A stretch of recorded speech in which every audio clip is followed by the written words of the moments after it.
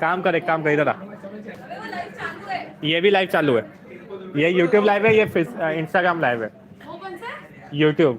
Good evening, everyone, and welcome today. And after yesterday's recent elimination, today we are progressing to the next round of events.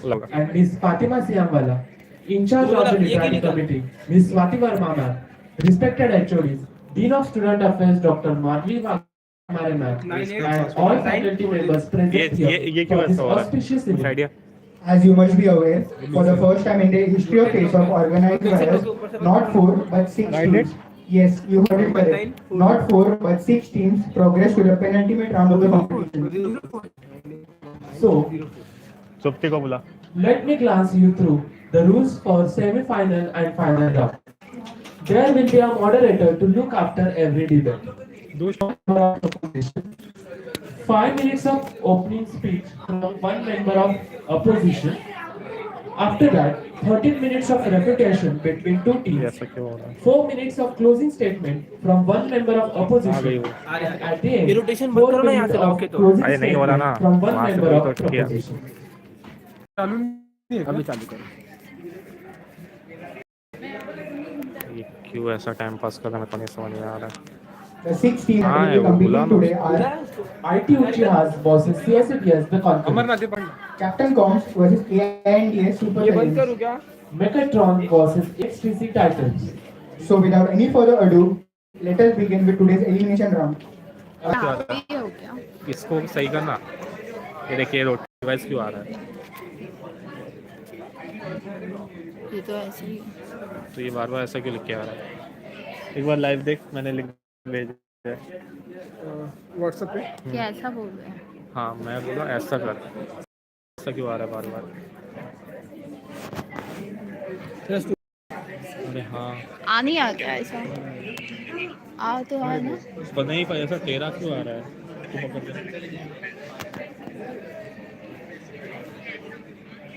State ले चल रहा है।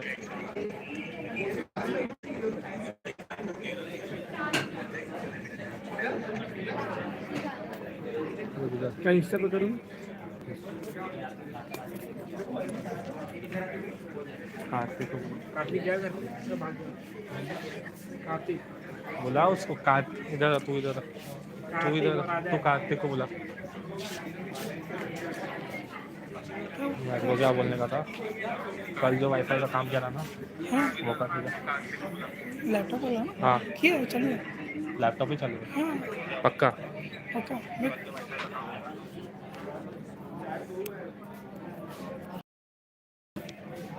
कर इसको।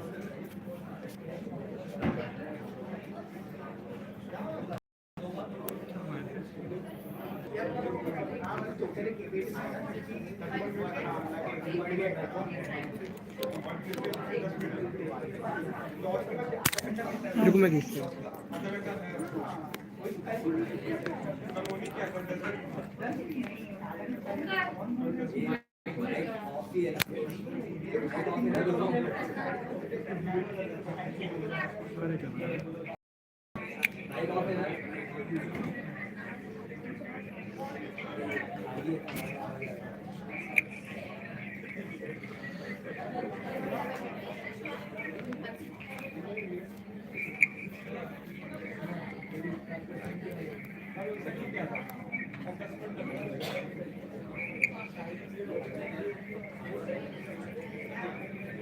Delay है ना पूरा, लेकिन पूरा आ रहा है इसमें, पूरा आ रहा है, चलेगा।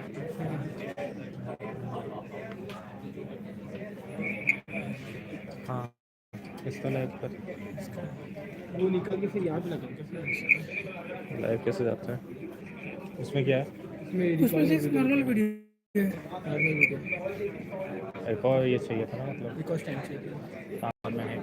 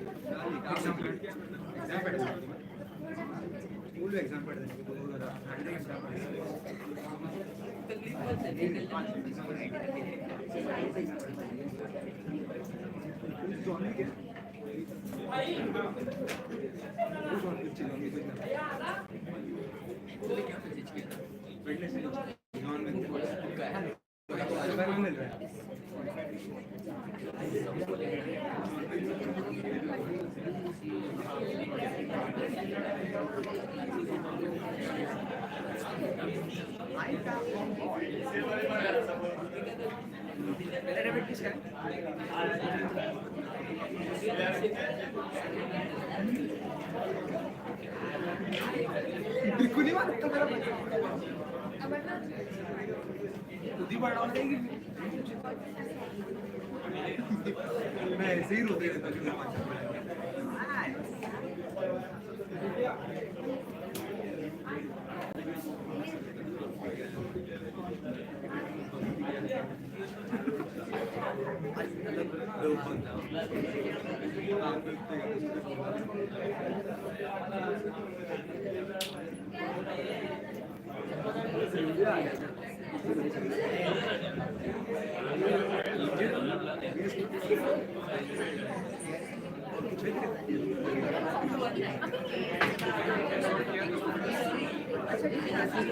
बोलो इंस्टा पे लाइव करेंगे इंस्टा पे लाइव लेकिन यहाँ पे होल्ड करने के लिए कुछ है नहीं स्टैंड ट्राइपॉड भी इधर है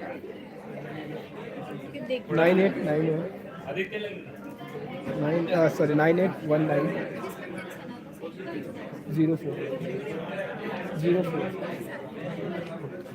पकड़ेगा तुमने आते 2 मिनट मिलेगा आपके पास से क्या ट्राइपॉड नहीं 2 मिनट के लिए पकड़ना मैं आती हूँ हाँ ठीक है चलिए यहाँ पे एक तो फिर 1 मिनट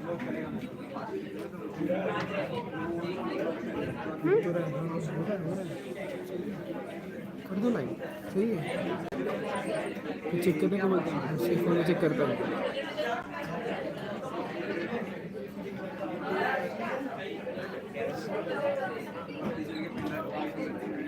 मैं आती हूँ पहला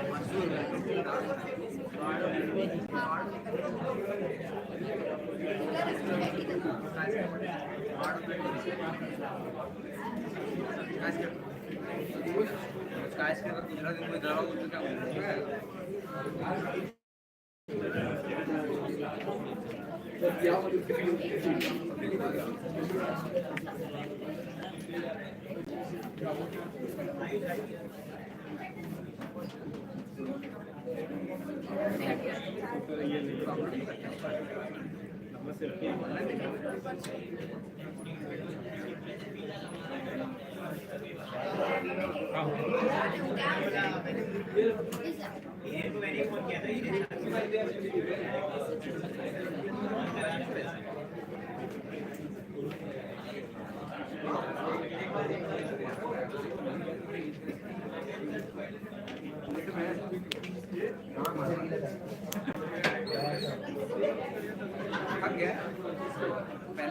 किसका है?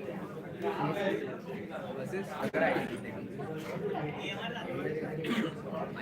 ऑन ही रहता ना आईटी का एफी में कितने हैं बाकी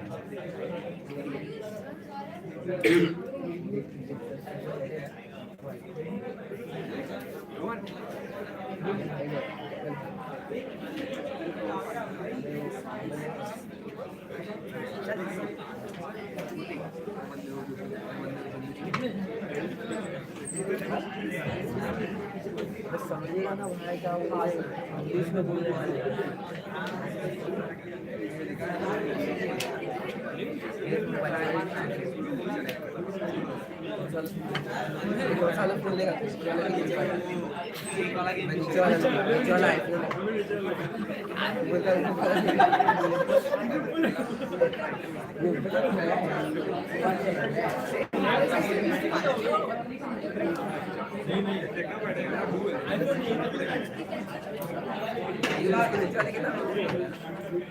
कैसा उसका क्या भाई ऊपर वाला कितना महंगा ये वाला सस्ता है ये बहुत महंगा नहीं यार उसको यही जानना है ऊपर वाला कौन सा है अरे वो सैमसंग का फोन है कोई तो सनफोन नहीं नहीं रेडमी का आ रहा है क्या लाइव आ रहा है उसको स्टेबलाइजेशन की जरूरत है किसी को आईफोन में क्या स्टेबलाइजेशन मजाक कर रहा हूँ आईफोन की लाइट है ये सब बोल रहा है इन्वेस्टमेंट नहीं पड़ी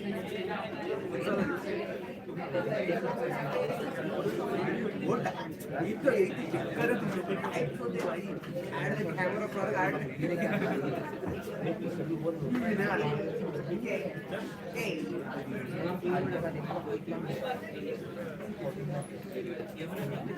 ऑब्जेक्ट होगा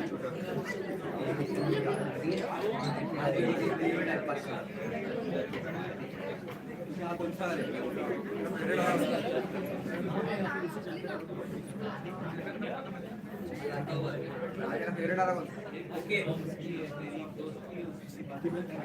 अमरनाथ लोड का दे रहा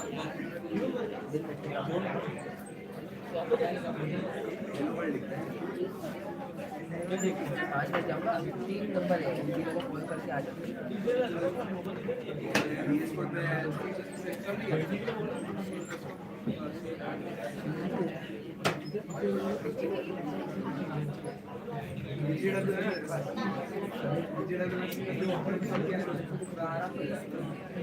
Good evening, everyone, and welcome back to the most awaited event of the year, Faceoff 10. We are your hosts for today, and after yesterday's thrilling debates and eliminations, today we will be progressing to the next round of debates. We are honored to have with us our respective judges, Ms. Sujita Patil and Ms. Fatima Siamwala, in charge of Literary Committee, Ms. Swati Varma, respected HODs, and all the faculty members present here for this auspicious evening. As you must be aware, for the first time in the history of Faceoff organized by us, not 4 but 6 teams. Yes, you heard it correct. Not 4 but 6 teams progress to the penultimate round of the competition. So let me glance through the rules for semi-final and final round. The 5 minutes of opening speech from one member of proposition. After that, 5 minutes of opening speech from one member of opposition. Then 13 minutes of refutation between two teams. 4 minutes of closing statement of one opposition and 4 minutes of closing statement from one member of the proposition. I would like to bring to your worthy attention that the top two teams with highest score will progress to the finals of this edition of Faceoff. The 6 teams that will be competing today are IT Uchihas versus CSCTS The Conquerors, Captain Coms versus AINDS Super Giants. Metatron versus AXTC Titans. So without any further ado, let us begin with today's elimination round. A round of applause for the very first debate between IT Uchihas and the CSCTS Conquerors. Their topic is, should COVID vaccination be mandatory? CSCTS Conquerors are speaking in the proposition side and IT Uchihas are speaking in the opposition side.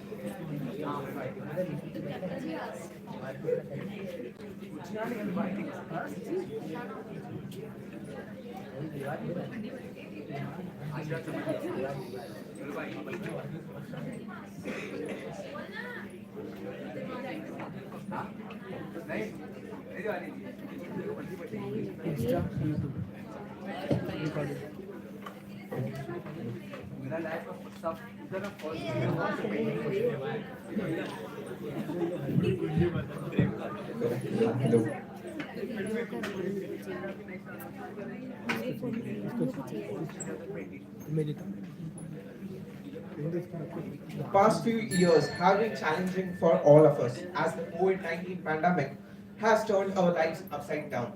The sudden announcement of a lockdown on March 22, 2020 left us feeling scared, isolated, and uncertain about what the future would hold. It was a difficult time to survive, and our daily routines and plans were shattered. But despite the many hardships we have faced, there is a hope on the horizon. One of the most important tools we have to help us move forward was vaccination. By getting vaccinated against COVID-19, we can protect ourselves and our loved ones from the devastating impact of the viruses.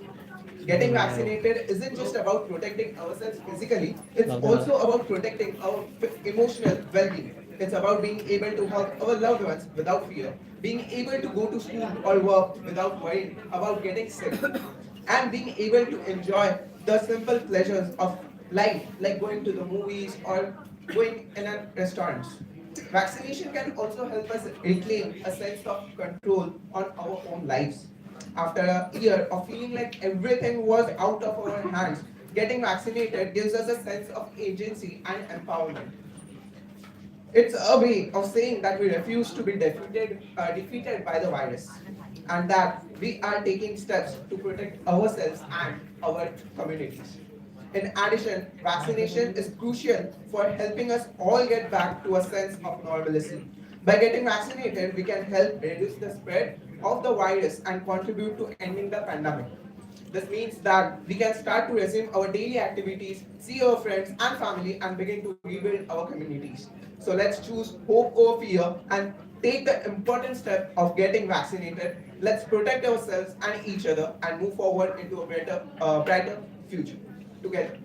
Thank you.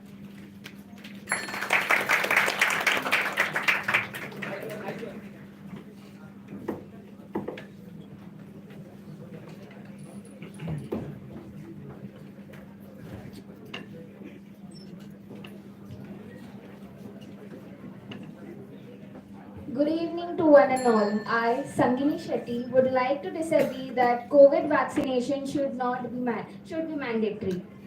There are numerous reasons why we believe that COVID vaccination should not be mandatory for health and social care workers. First, many healthcare workers have considered reasons for first many First, many healthcare workers should have considered reasons for vaccine hesitancy and refusal, such as concern about vaccine effectiveness, efficacy, and refusal side effects, ethical objections, distrust of government, pharmaceutical companies, and public health experts. Now, I'll present some points on why COVID vaccination should not be mandatory. Personal choice and autonomy. Mandatory vaccination violates individuals' right and personal autonomy. We should have the right to make our own medical decisions without government rules. We also argue that the mandatory vaccination may erode trust in medical system and undermine public confidence in vaccines. Religious and cultural belief. We object to vaccination on religious or cultural grounds, and mandatory vaccination could be seen on violation of our beliefs. Potential for unintended consequences. There are risks that mandatory vaccination policies could lead unintended consequences such as increased vaccine hesitancy or mistrust of medical system. It is important to carefully consider the potential risks and benefits for mandatory vaccination and implementing such policies. Medical exceptions. There are individuals who may have medical conditions or allergies that make them unable to receive COVID vaccine. Many mandatory vaccination policies would need to have provisions for medical exceptions to avoid infringing on individual medical rights. Enforcement of challenges. Enforcing mandatory vaccination policies can be difficult, particularly in setting where vaccine supply is limited on where there is high risk degree of vaccine hesitancy. Legal and ethical consideration. There are a number of legal and ethical considerations surrounding mandatory vaccination policies and including issues related to individual rights, medical ethics, and the role of the state in promoting public health. It is important to consider these issues carefully when evaluating the feasibility and appropriateness of mandatory vaccination policies. Lastly, I would like to say that taking COVID vaccination is individual's decision and no one can force them to take the same. Thank you.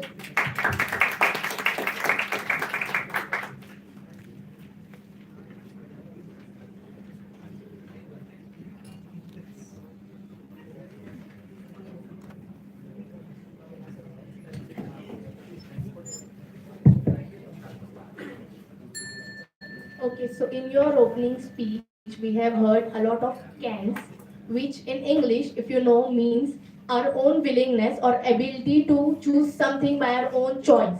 There were less of shoulds and more of cans. So does this mean that you all also believe firmly that it is an individual's right and no one can mandate it? I want to ask one simple question. Are you guys vaccinated?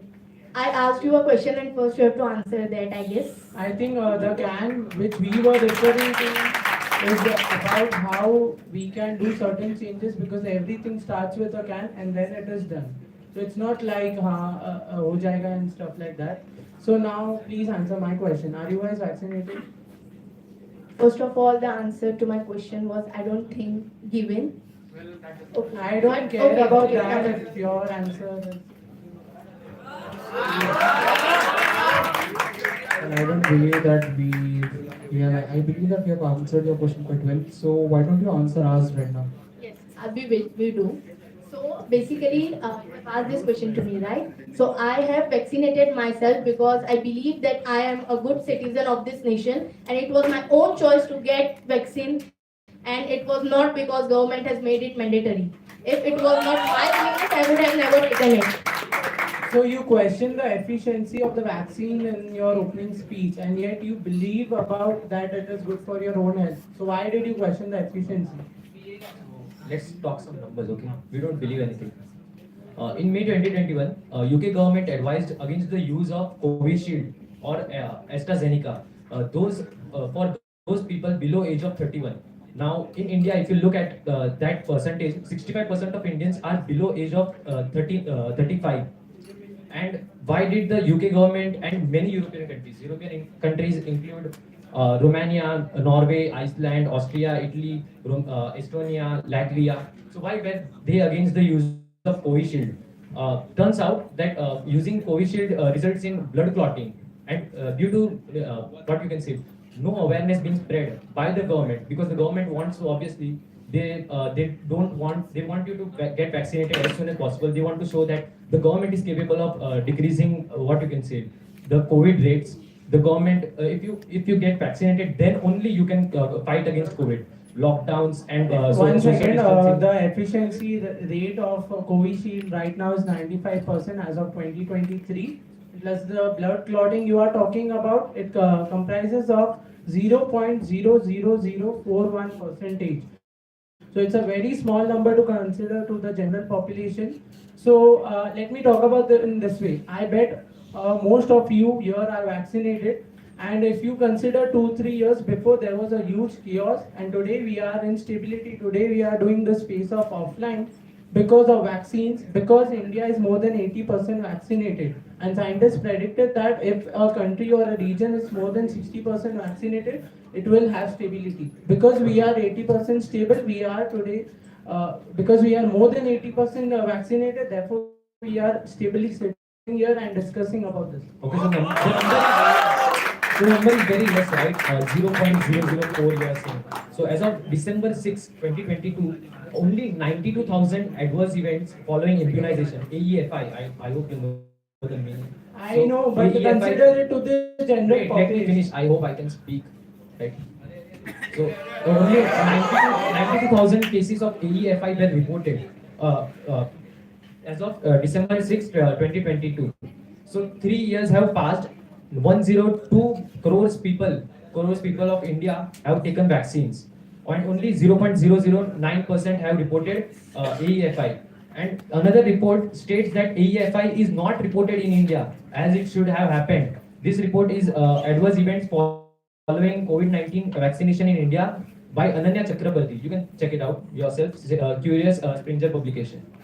I think any event or any plan, it's not always 100% perfect or successful. Please don't and, think. And Please- the number please- that you're talking about is still less than 1%. So are you willing to take the risk of 1% instead of harming the 99 other percent of the population?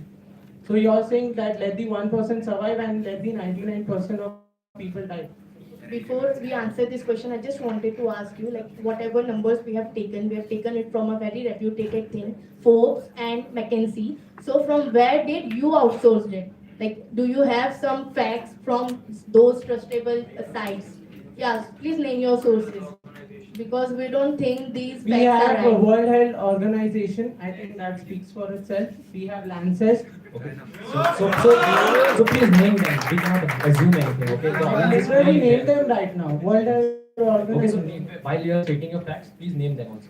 Okay, sure. Okay, as you said, it was written in WHO, but don't you believe that the world population was on an increasing work, and hence WHO strategized all of this to decrease the population?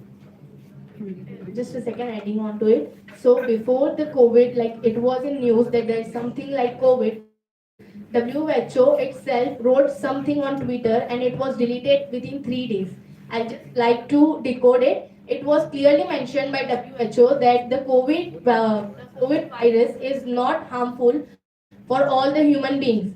And after 3 days, the same WHO is stating that it is a hazardous disease. Isn't that making sense? I think the sources you also mentioned, I think Forbes has a lot of fraudulent cases going around too.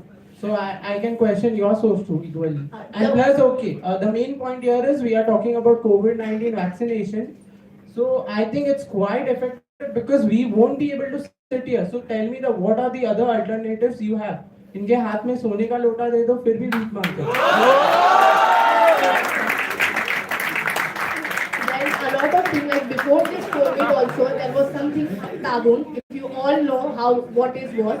For those who don't know, I'll say tabun was basically a plaque that was being spread in 16s and there were no herbal treatments at that time. People were doing it just by social distancing. And we all know that our body itself produces antibodies and anti-agents which are enough to fight with such variants. So it's not like mandating it will reduce it, and also there are records that people who have taken both the doses are still were still dying. So it's not hard to. Ansha, in that case, why don't you answer this that you were given polio vaccine, so why did you took it? I didn't got your question. You were saying that there were no any amount of any types of vaccines in 16. So it was the time the advancements, but current advancements allow us to have the options of precaution. The English saying What is says the by topic? itself, prevention is better than cure. What is the So topic? in fact you are trying to say that we should avoid prevention of diseases. What is the topic? The topic is should vaccinations be mandatory, and she is kind of saying that vaccination should not be mandatory. Then So I think there's some problem with you because I never said that vaccination should not be taken. I always said that your opening statement.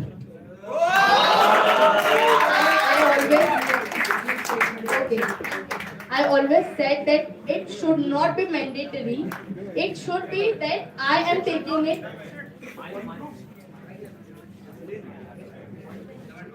Then I think you need some grammar sessions.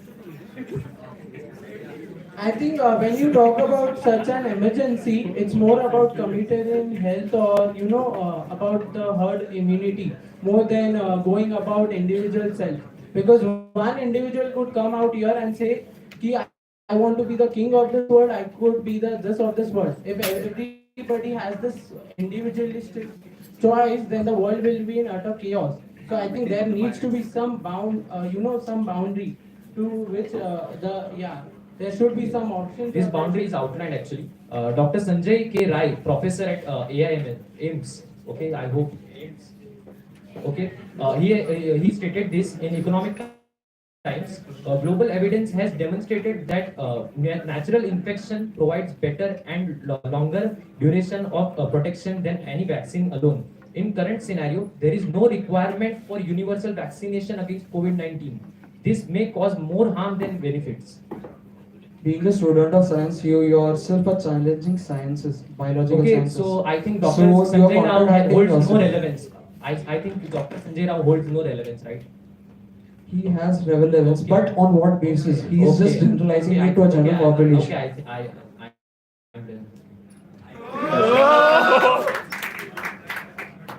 And another thing that we would like to highlight is, according to Kaiser Family Foundation, if you all know how popular it is, marginalized community are facing so many problems because of just this COVID-19 being mandated. There are also like something sort of nepotism going over there because they know that marginalized community cannot pay for the vaccines. Okay, it was free in India, but up to a certain period only, and in other countries it was like free for only a few days, I guess. So this marginalized community were not able to take vaccines, and because of that their wages were stopped.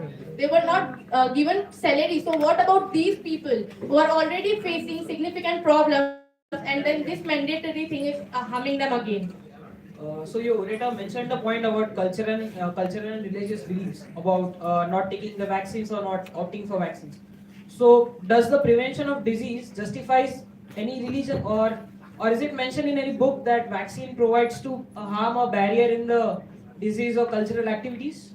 If you know, one of the constituent of COVID-19 vaccine is gelatin, which is made up of which is made up of cells that are found in pig, or even a fetal cell, a fetal that is already aborted. And I don't think any religion allows such consumptions.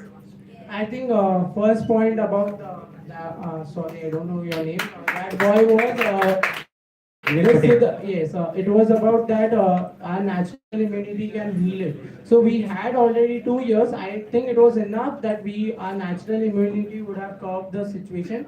Plus, you are asking us about the relevance of your doctor. Right now, you were questioning us about who that is World Health Organization. You think the who is filled with buffoons and stuff? No, I don't think who is filled with buffoons and stuff. You never stated that. You have to realize that Okay, people in the no above realization. No realization. systems If are they had as realized flawed this, if they had realized this, why would they come here? For our opinions, why would they come here? because there are always people who Okay. go out of the way and have gone a little mad in their own opinion. Okay. Apart from this, I would just like to say one thing. Like in 2021, when we were facing this lockdown, my dad has a severe issue with his health, and he resides in Qatar. My mom wanted to go there, but she has heart disease, so she cannot take vaccine as prescribed by a doctor. Now, in this case, tell me what a common person will do. If his or her Common health is, person or- please let me complete. Let me complete. My mother's personal health is not fine, and she is willing to meet my father because he is at a deathbed, I can say. And government is charging these impositions of mandatory COVID-19 vaccination. What should she do? Shall we just keep on talking on emo and other social media websites? First of all, I am so sorry you had to go through it. And but you are talking a common man faces it. I don't think so. A common man has a dad somewhere else and then a family here or this. Okay, so it's like you have to consider the general population about everyone, not just special cases.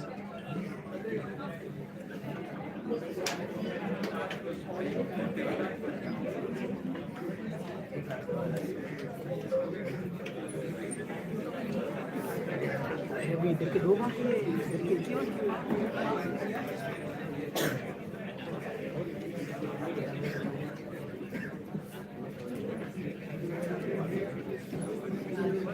A very pleasant evening, everyone. I, Inshallah, would like to close our statement. The topic given to us was, should COVID vaccination be mandatory? Now, the word should itself is something that I would firmly oppose, because should is an instruction, and I believe that everyone, each individual has a right to choose. It is not like someone can make it mandatory. It will be like 99% marks लाओगे तो गरीब वरना छरी. This is what our government has done to us. I am not at all saying, and we are not at all saying that you should not take COVID. I am saying you should not take COVID-19 vaccination. You are willing to take COVID-19 vaccination. That is what we are proving over here. The willingness is important. Now, so in this debate, we have heard compelling arguments in favor of mandating COVID-19 vaccination. However, we must also consider the potential drawbacks and unintended consequences of such a policy. Firstly, mandating COVID-19 vaccination would infringe upon individuals' rights and autonomy, as I said before. It is crucial that we respect the right of every individual to make decisions about their own health and well-being, including whether or not to receive a vaccination. Mandating vaccination takes away this right and could lead to backlash against vaccine, further undermining public health efforts. Additionally, mandating COVID vaccination could lead to discrimination and inequalities in access to healthcare. Not everyone has equal access to healthcare or ability to take time off work and receive a vaccine. This policy could disproportionately affect marginalized communities, as said by us in the reputation round, who already face significant barriers to healthcare and could further widen the health disparities. Furthermore, mandating COVID vaccination could have unintended consequences for vaccine safety and efficacy. A policy of mandatory vaccination may lead to some individuals trying to circumvent the system, such as obtaining counterfeit or fraudulent vaccination records. So, I would like to expand this one point, that also, I guess each one of us has done this at least once when we were willing to go somewhere and we were not vaccinated. What we did was we made a fake proof where it was written, a fake certificate, that yes, I am vaccinated. So this immoralization was also being there because it was mandatory. So this could also increase the risk of vaccine preventable diseases spreading, ultimately causing more harm than good. In conclusion, while we understand the desire to mandate COVID vaccination, we must also consider the potential drawbacks and unintended consequences of such a policy. It could infringe upon individuals' rights, lead to discrimination, and have unintended consequences for vaccine safety and efficacy. Therefore, we believe that the mandatory vaccination is not the best approach, and instead advocate for continued efforts to educate people and increase vaccine access. Thank you.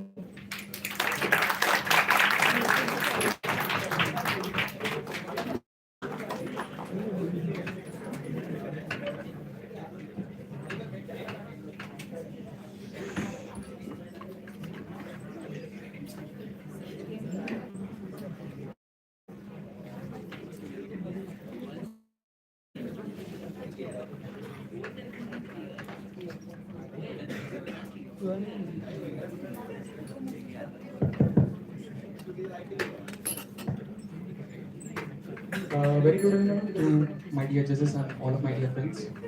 I'm Aditya. I'm here to deliver the closing speech for computer science. Well, a lot of predictions are suggested that a lot of lives have been saved just because of mass vaccination drives done across the globe. For example, according to a June 22 study published in the Lancet, COVID-19 vaccination in India prevented a humongous amount of 4.2 million deaths from December 8, 2020 to December 8, 2021. I think this number justifies itself, the mandation of vaccination. We all have heard about trial and error. Trial and error is something on which we work, the human the human society, something derives onto it, it works onto it. Trial and error. Well, we all know nothing is 100% correct or 100% working well. We all have taken vaccine and it has been developed by trial and error method. We all have it has been improved over the time.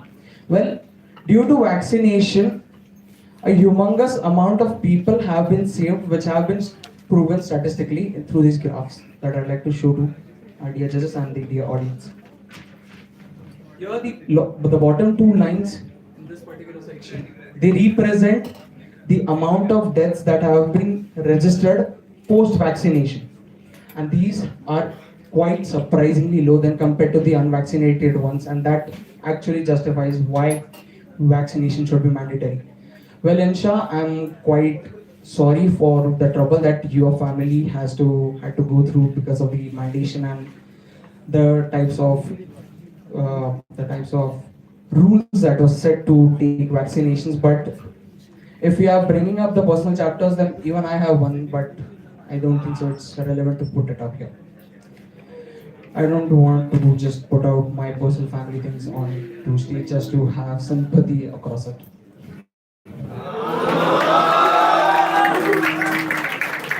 Well, speaking on a global scale or a large scale, let us consider India for the example. India is a country where 45% of the mass population is suffering from heart problems. The report says itself in the World Health Organization. 45% of Indians, they suffer from heart issues. So I guess that proves the point somewhere. Moving ahead, India is a place where you have communities, community-driven spaces. India is a place where people drive together, they work together, they collaborate together. And in order to give this kickback again to the people from the curbs of the lockdown, I think somewhere vaccination has played their role. Yeah, but Okay, thank you. So to wrap it up, I'll say that the numbers are not inflated. The numbers are quite evidently visible to us. They are quite profoundly evident to us. They are concise, they are precise. And the numbers speak for themselves. So I believe that vaccination should be mandatory. That's what we believe. And if it weren't to be there, the mandation of vaccination, then I don't believe that I would be able to address this crowd and you. Thank you.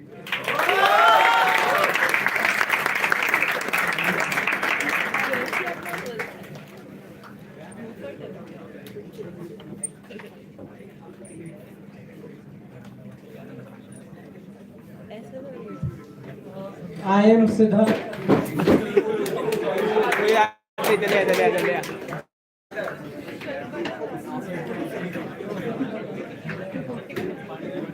I am Siddharth Chakravarti from FECACDS. Sairaj Varadekar from SCCSCDS. Tejaswani from DCSCDS. I am Aditya Joshi from third year computer science. Inshallah speaking on behalf of India, and then I. Shreya Parsutkar, representative of PIT. Vivek Patel from CIT. Sangini Shetty from FEIT.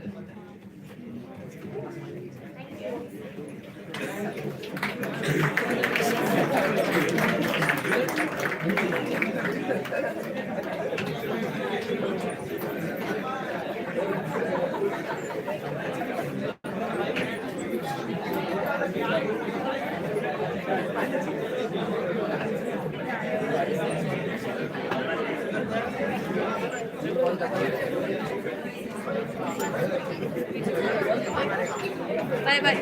Thank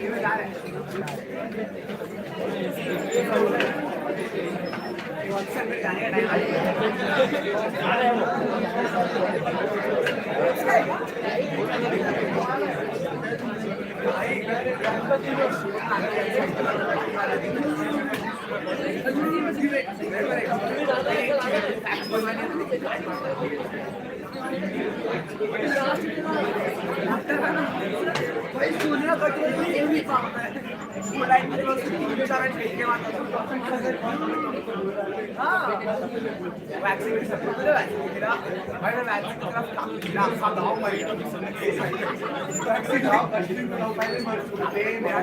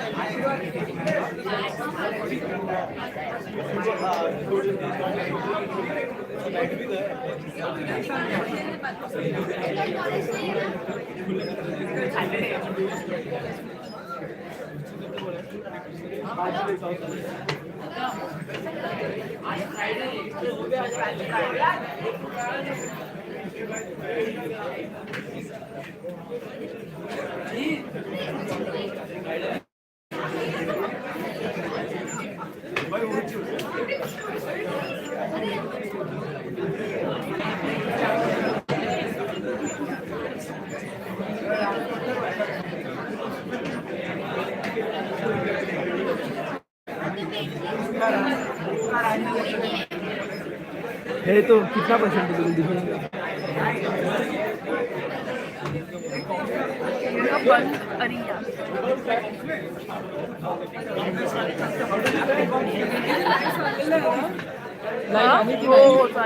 आहे ना live?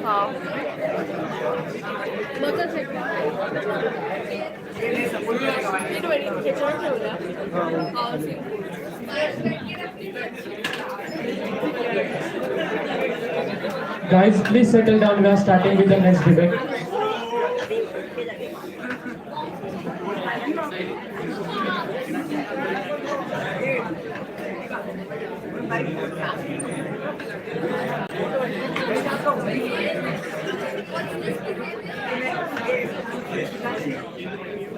Moving forward to the next debate between Captain Combs versus AIDS Super Science. The topic is Western culture is increasing divorce rates in India. Captain Combs is in the proposition and AIDS Super Science is in the opposition. So let's start with this exciting debate.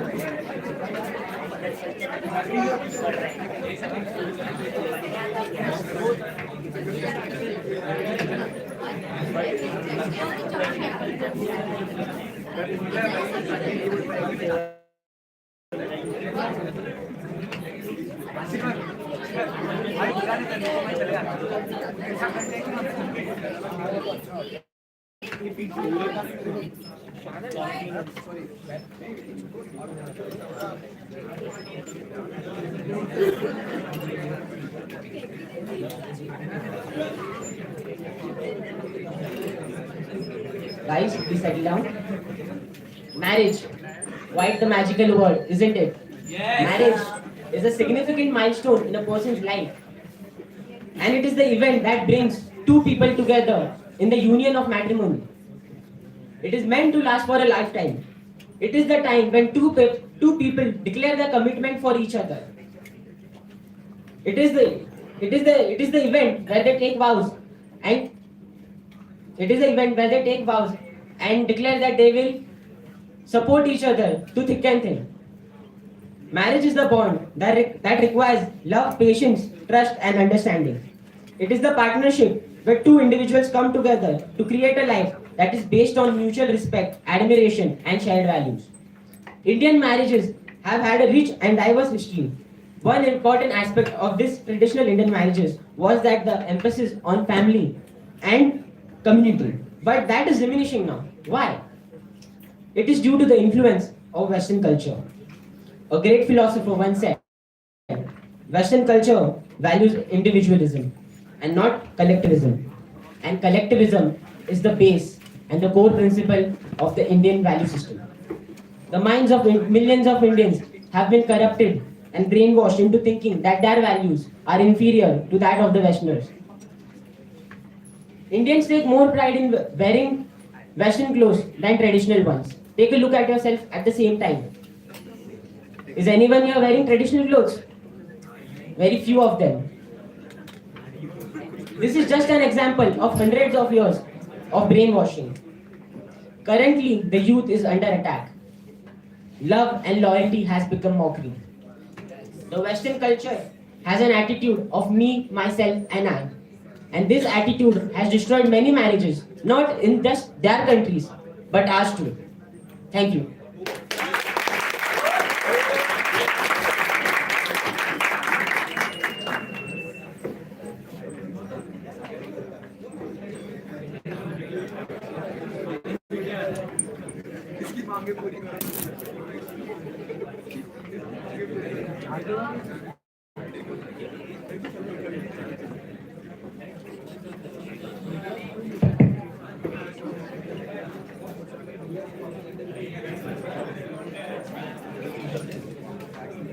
Good evening, everyone. So, the topic is the influence of Western culture on divorce rates in India. As my friend said, that Western culture is having a negative effect on marriages and divorce rates in India. So, let us look at some statistics which say that adultery, infidelity, these are it is the main cause of and lack of commitment is the main cause of divorce rates. Then comes domestic abuse. Other than that, alcoholism, drug addiction, workaholism. If we focus on these things, are these things solely a Western thing? Are these things that are specific to the West? Nowhere in the East that there is no existence of these things. No, it is not true. It is not a particularly Western thing. And the point about me, myself, and I, it is not Westernism. It is narcissism. So it is, I love myself. It's a concept, yeah, it's a good concept. Even in the West, people want to live a happy life. They want to have a happy marriage. They don't want to live a life that is full of misery. All right.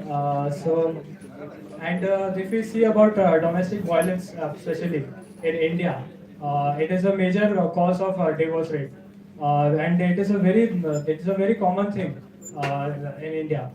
And one last statistic I would like to mention is the divorce rate in India through the past 10 years has been in total has been less than 1%.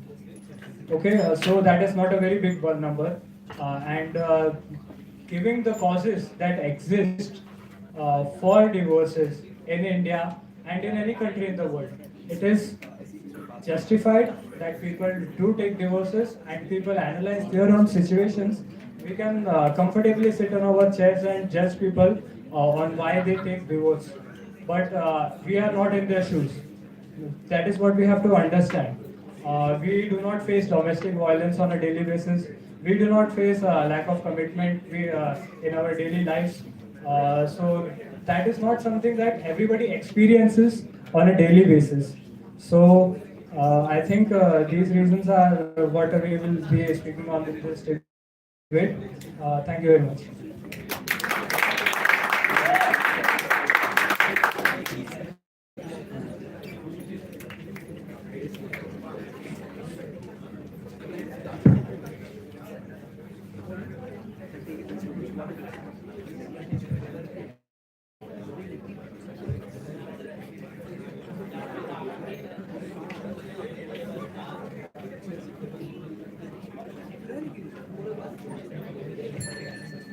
Okay, as the proposition, my opposition side mentioned that the attire is an issue over here. Yes.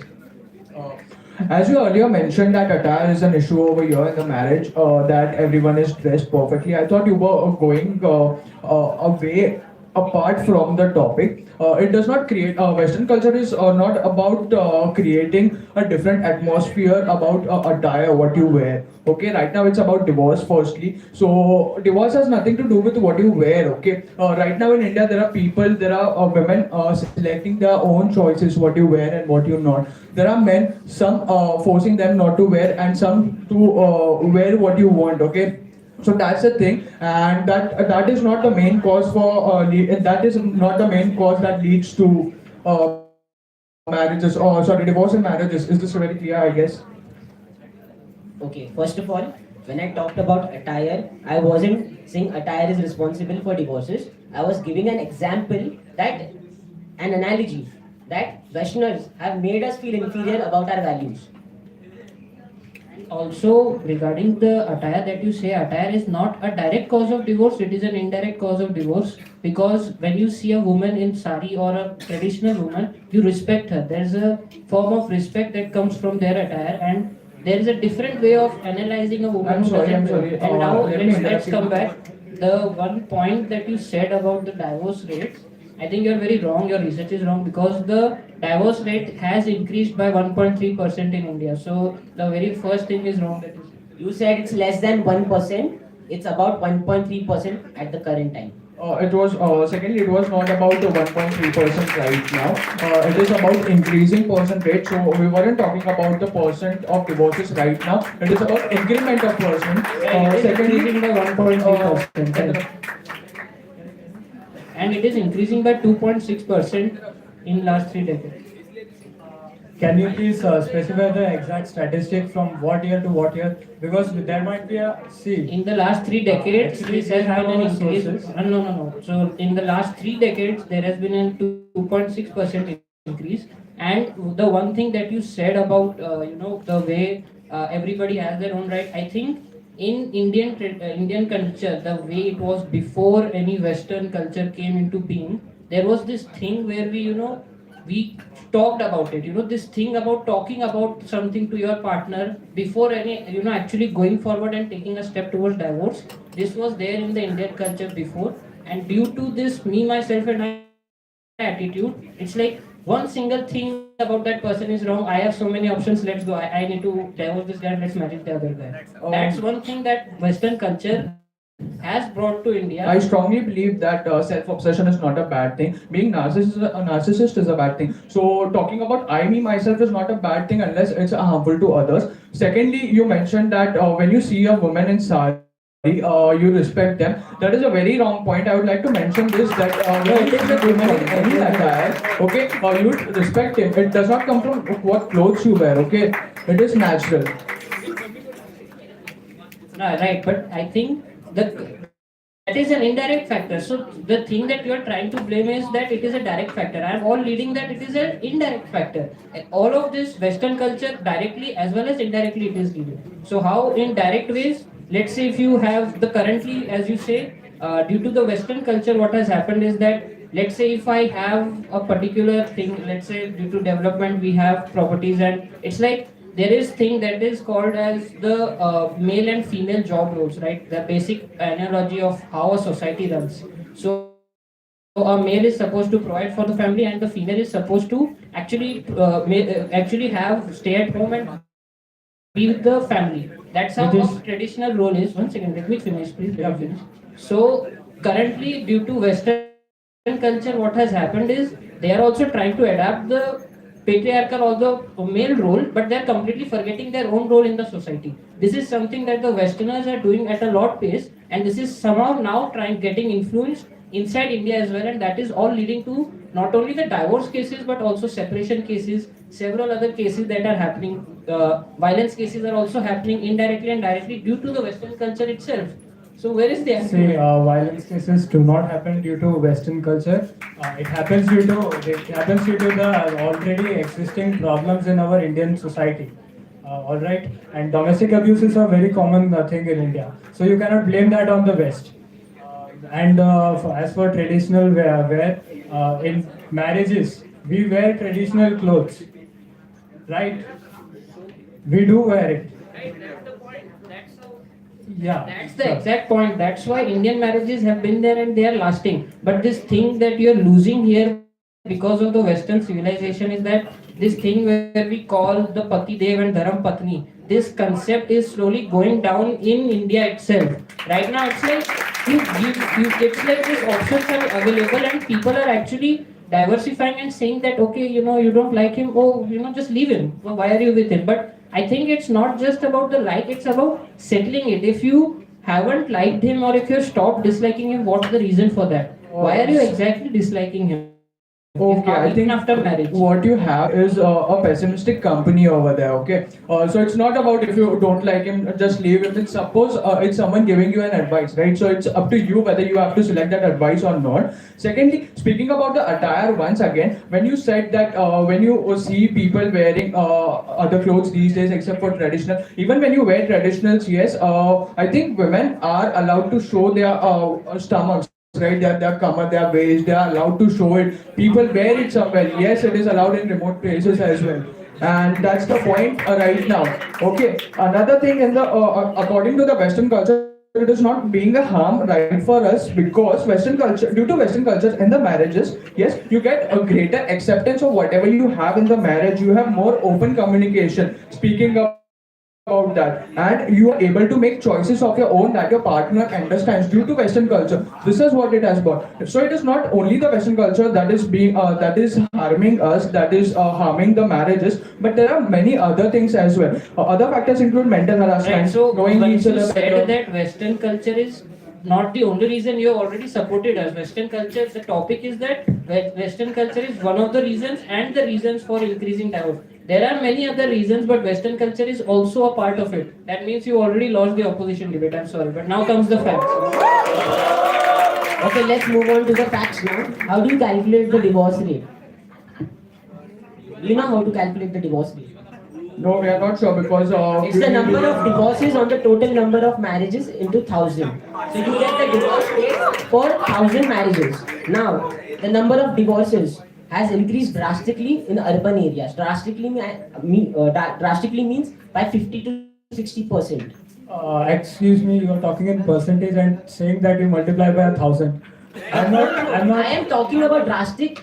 I wasn't. I'm saying talking about divorce rates formula, but I am saying there is 50 to 60% increase in urban area. Okay.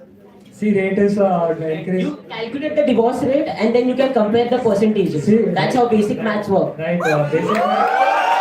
Alright. So let's get into the statistics now. Please, okay. Now in urban areas, since there is 60% increase, what are the factors? Take the example of COVID. When COVID-19 hit India, most of the nuclear families had to deal with each other.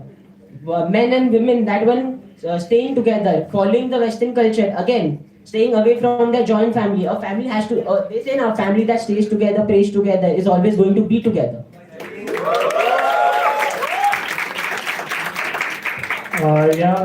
So I'd like to say that the point was me, myself, and I, right? So you guys have been mentioning it again and again. Again, I'll say the main point for divorces is adultery, 27%. Domestic abuse, that is second. That comes after it. Alcoholism, drug addiction, and then there are other reasons. So I'll again ask you that domestic abuse, adultery, are you saying blaming it solely adultery on is a Western concept. Adultery has been made impactful in India through apps like Tinder, Bumble, and other dating apps. Are these apps invented in India? They were made by people in Western countries. Were you not supposed to turn above 18 before Bumble came in? You're not supposed to be married before 18. It's not about that, okay? You are supposed to be married after you're 18. Look after girls. Look about the girls. Now that Section 377 is imposed, yes, girls can get married to each other after the age of 18. So I think the facts that you're mentioning are wrong, okay? Facts do not care about your feelings. You're talking about LGBTQ marriages. They weren't. What do you say allowed in India? The Western countries. It's not about Western. First. It's not about Again, Western we were impacted culture. by them, and then It's not about Western culture. culture. It's not about Western culture adding up to that. It's about globalization. Now that India is advancing, it's not about adapting Western culture. It's about growing itself. Right, but the grow is supposed to be a good grow and not a bad grow. Okay, if you're just adapting the bad parts about it, I agree that the good parts are there about the Western culture, but these things are the ones that are causing the most destruction to the world because, as per my friend said, the formula, the total marriages come as a denominator. So, even because of the Western culture, the lack of commitment is coming into the world, and due to that, the number of marriages itself is also decreasing, and that is also leading to a high rise of divorce cases. And this is almost 8%. So I'll say this that yes, Western culture has completely brought about some things that you call. Yeah, Pritish, one second, I'll just say one point that I am still not sure. Please, can you clarify that how adultery, infidelity, these things, and domestic abuse, like who do you have particular cases that you have, that see the West, they get influenced by Western media, maybe Western OTT. Like I know people who have faced domestic abuse. All right, and they were absolutely not influenced by Western cultures. All right. How do you know? How do you know they were not influenced? Look, whenever you get a smartphone, I think you can get influenced by anything. So obviously, once you start getting on the smartphone, you will be influenced by the Western concept because all of these things are made by the Western. So no matter how much Indian culture tries to prove itself, but yes, Western culture, if introduced inside India, which it already has, will keep on leading to more divorce cases all the time because, as you said about infidelity. So I was talking about a particular case, and no, they were not influenced by any Western culture. I can assure you, and they were influenced by. The reason was alcoholism and domestic abuse. All right, that was the main reason. It was not absolutely not mentioned. Influenced by any Western culture. They did not used to watch OTT. They did not, used to watch any Western media, anything like that. All right. It's about increasing. It is increasing. OTT as itself is a Netflix. It was made outside India. Western concept. Again. Exactly. They were not watching. And you were OTT. saying that Western they culture. They were not influenced by it anyway. I know. You were saying that we are not always impacted by. You're talking about violence against women. Okay, so I'll just give you an analogy. It might seem a little offbeat, but take care of it. Okay, so porn. Porn was a Western concept. All right. Now.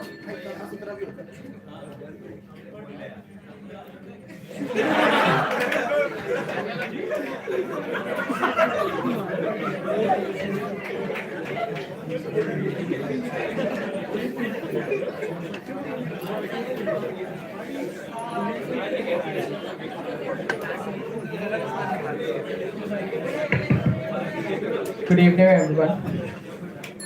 Myself, Shubham Shah. Okay, I come from ARDS, and I'd like to ask you all guys: is Western culture really influencing everyone to create hate among themselves?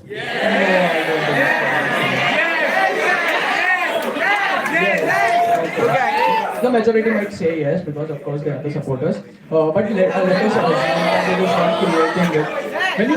When you share your thoughts, okay, when you share your OTT platforms, it is again shared, right? You do not create disharmony amongst them, okay, right? So that is not the main thing.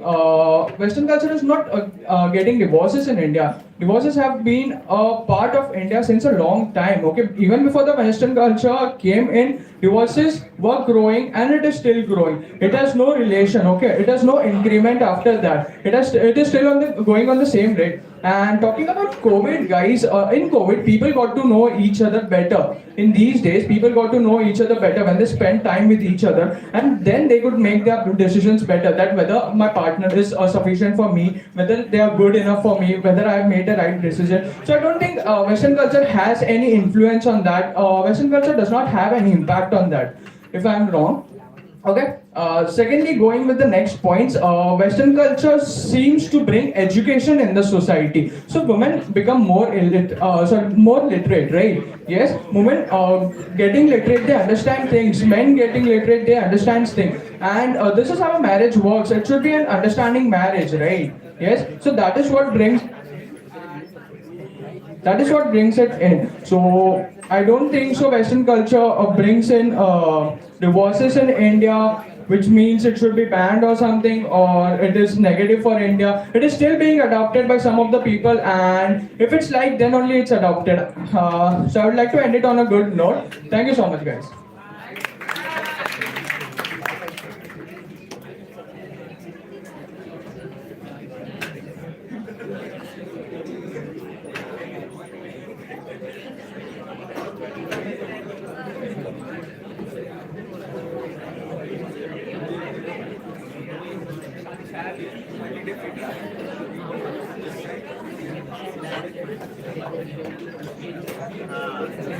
Hello, hello.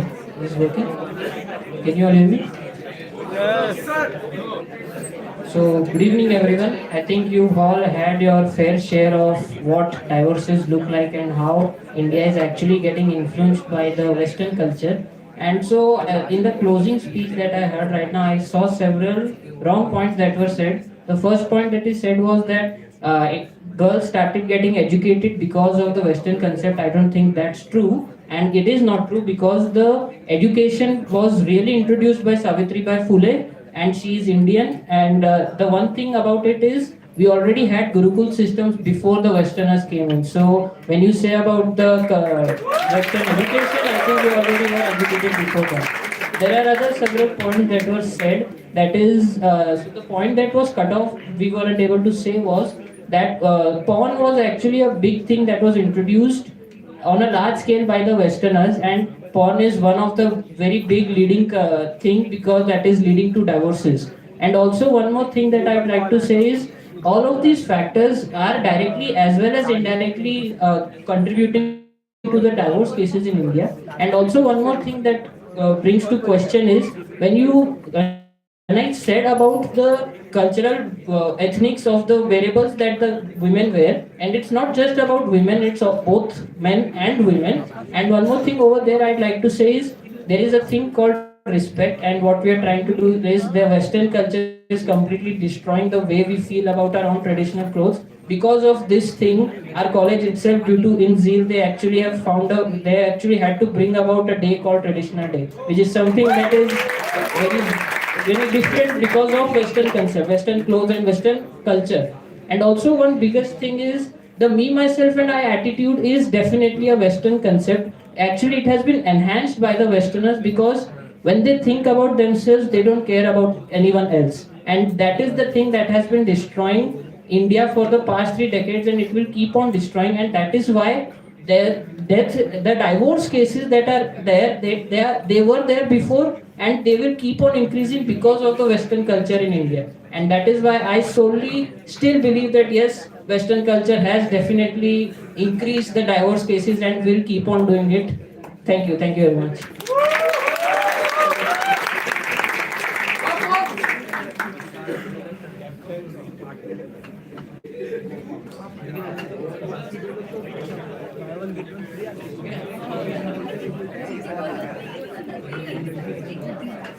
Hello. Tanvi Providence. Aditya Lavate, Suyash Shelar, Pritish Maya, Shubham Shah, Naveen Arora, Tejasri Karekar. Pagdar.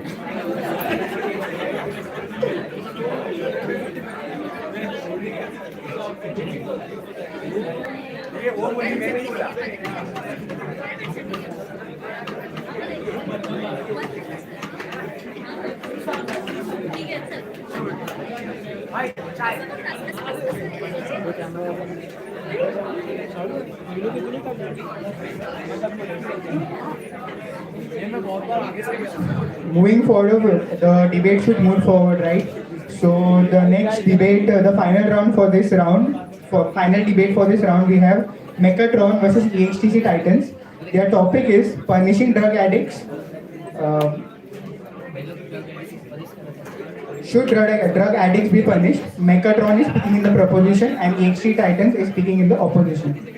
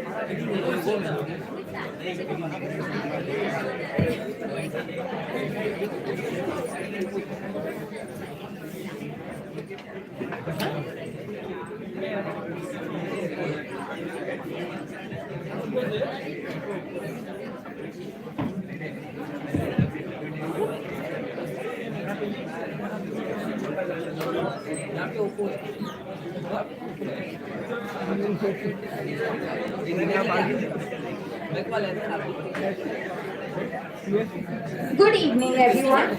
Today, I'm here to speak on why drug addicts should be punished. Before we begin, let me speak on most suitable criteria by which we can punish the drug users is by maximizing societal welfare. Societal welfare encompasses all of the due of a government is obligated to provide for their citizens, including rights, health, and order. The best way to achieve justice is to create a society in which their dues can be fulfilled. My sole argument is just that the punishment to the drug addicts provide a certain indispensable benefits in dealing with the use of illegal drugs. There are 3 points to this argument. Punishment creates accountability. Agreeing, rehabilitating drug users is incredibly important. However, the best way to do so is with the involvement of criminal justice.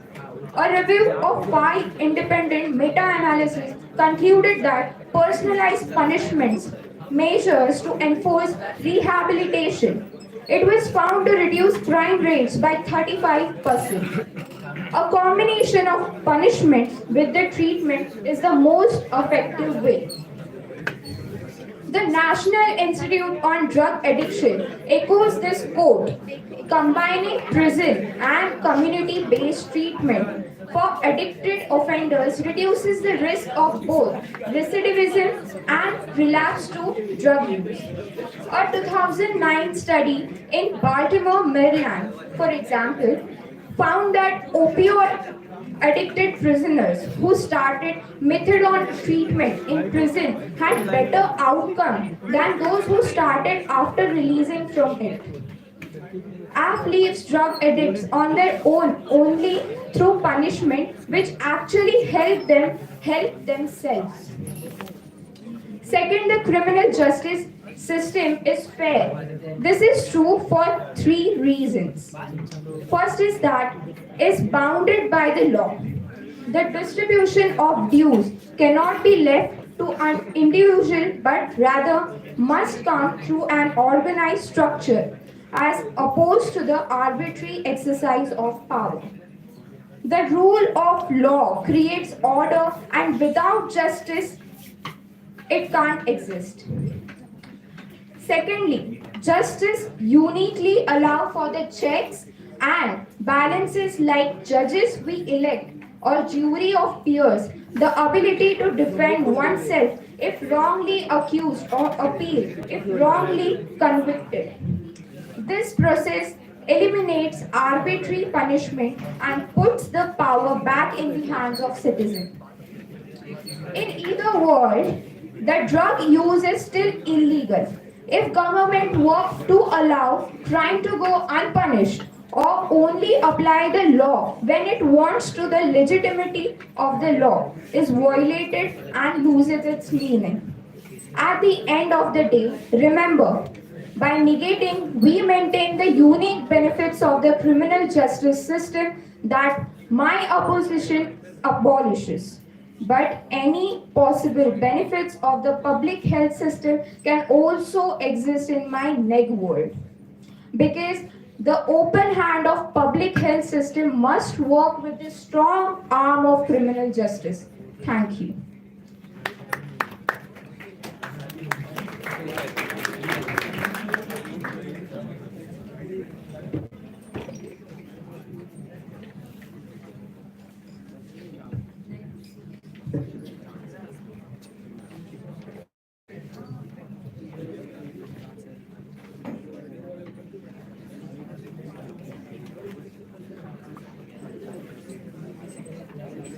Hello. Good evening, respected ma'am, judges, and all my fellow friends. I, Master Ramesh, with my teammate EXTC Titans, I will speak in favor of providing feedback for drug addicts rather than punishing them. Punishing drug addicts has been a controversial issue for many years. Some people believe that punishing addicts is necessary to deter drug use and protect society from the harmful effects of drug addiction, whereas drug addiction is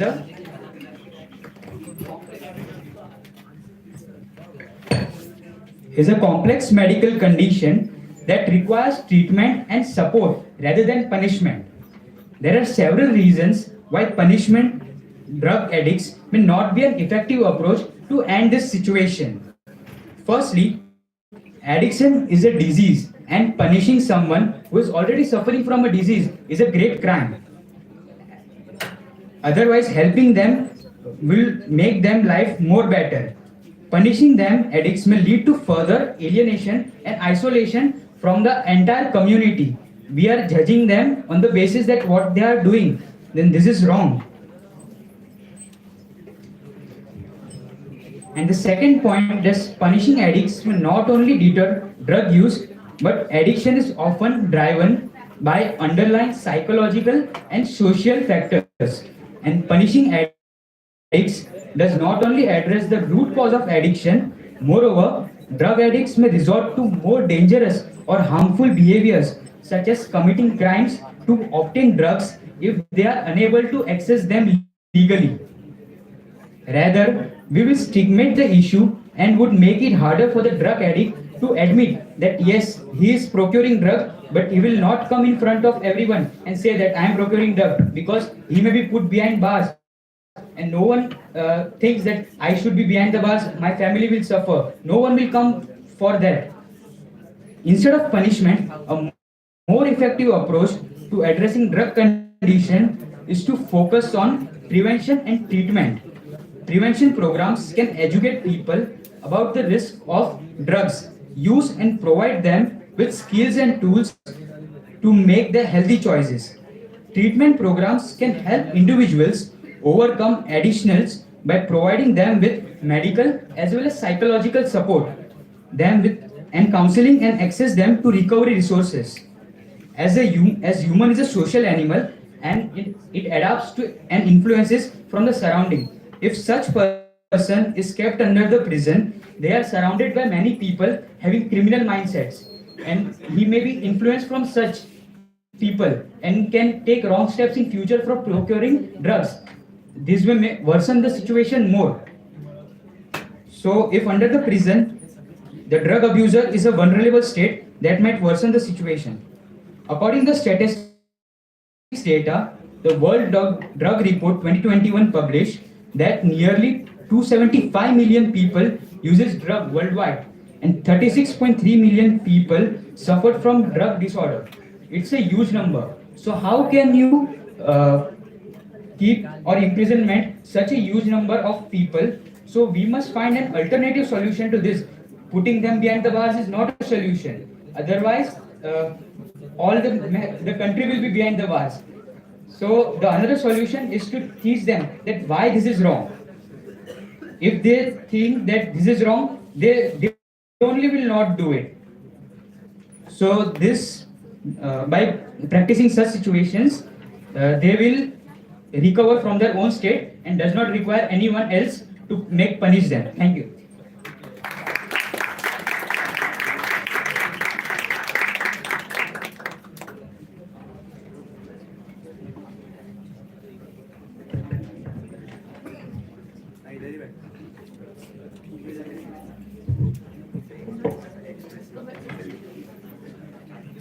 Hello? Yeah. Should I start? Okay. So the first point, since giving the refute, the first point which you have mentioned is maximal of societal welfare. You have mentioned it in your speech. So I would like to point out a thing. So when you say the person should be punished, you're actually exposing a very sensitive mind who is already in a very addictive zone. So their mind is already sensitized and you're exposing it to the ill-minded or criminal-minded people around them. Let me remind you that human itself is a very social animal. We adapt and influence around the people who are around us. So when you say for the safety of the society, you are punishing them, there are chances that after the punishment, the person can actually be more harmful to the society. For this, I would like to come up with an example of Shawshank Redemption movie. If you might have seen this movie, this is exactly highlighting the point that you're mentioning here. You're saying that humans are social animals. So don't you agree that you should be living under rules and regulations? And if you're living under rules and regulations, don't you think punishment is a part of the same? After that, you also told me that we are also going to interact with other people. So let me clear you that the punishment comes with rehabilitation centers. The rehabilitation centers are themselves having personal counselors.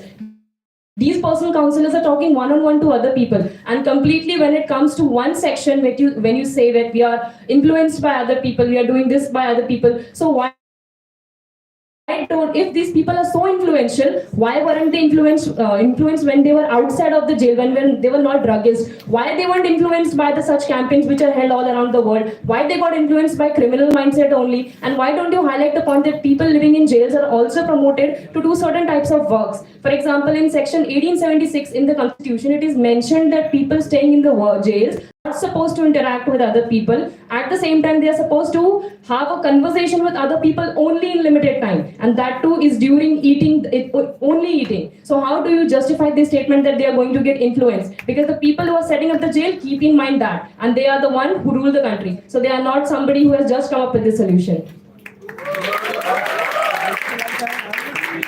Yeah, so you said it, what you wanted to say. Now it's my turn.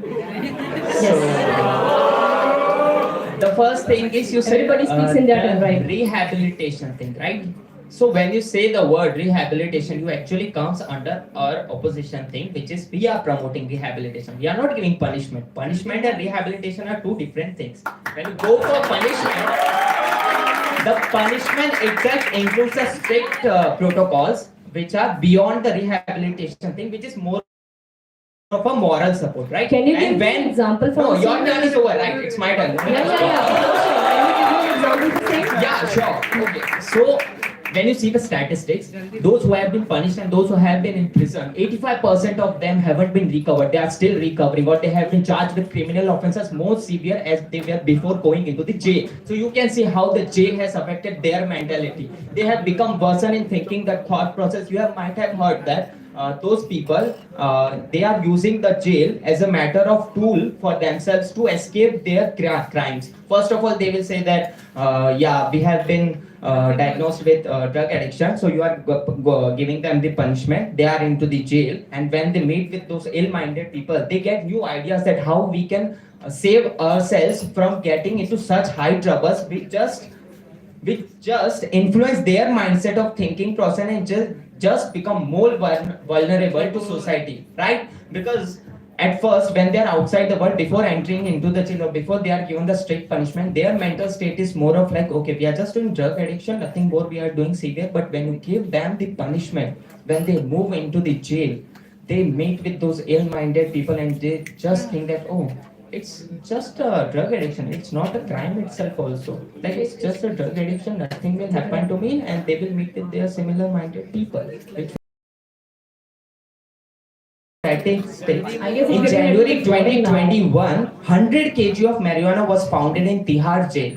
So what will say about it? 100 kg of marijuana was found in Tihar jail. 2.5 kg ganja was found in Mysore jail. Now you are saying that prison will not be affecting themselves. They are saying, but you can see as per the states, prison is affecting. So to come up with the point that you said that ganja and marijuana has been done that. So I was having a legal debate yesterday about the ganja and marijuana thing. So can you put forward some of the legal documentation through which ganja and marijuana is being used? And can you just state me that ganja and marijuana is taken directly and without a catalyst?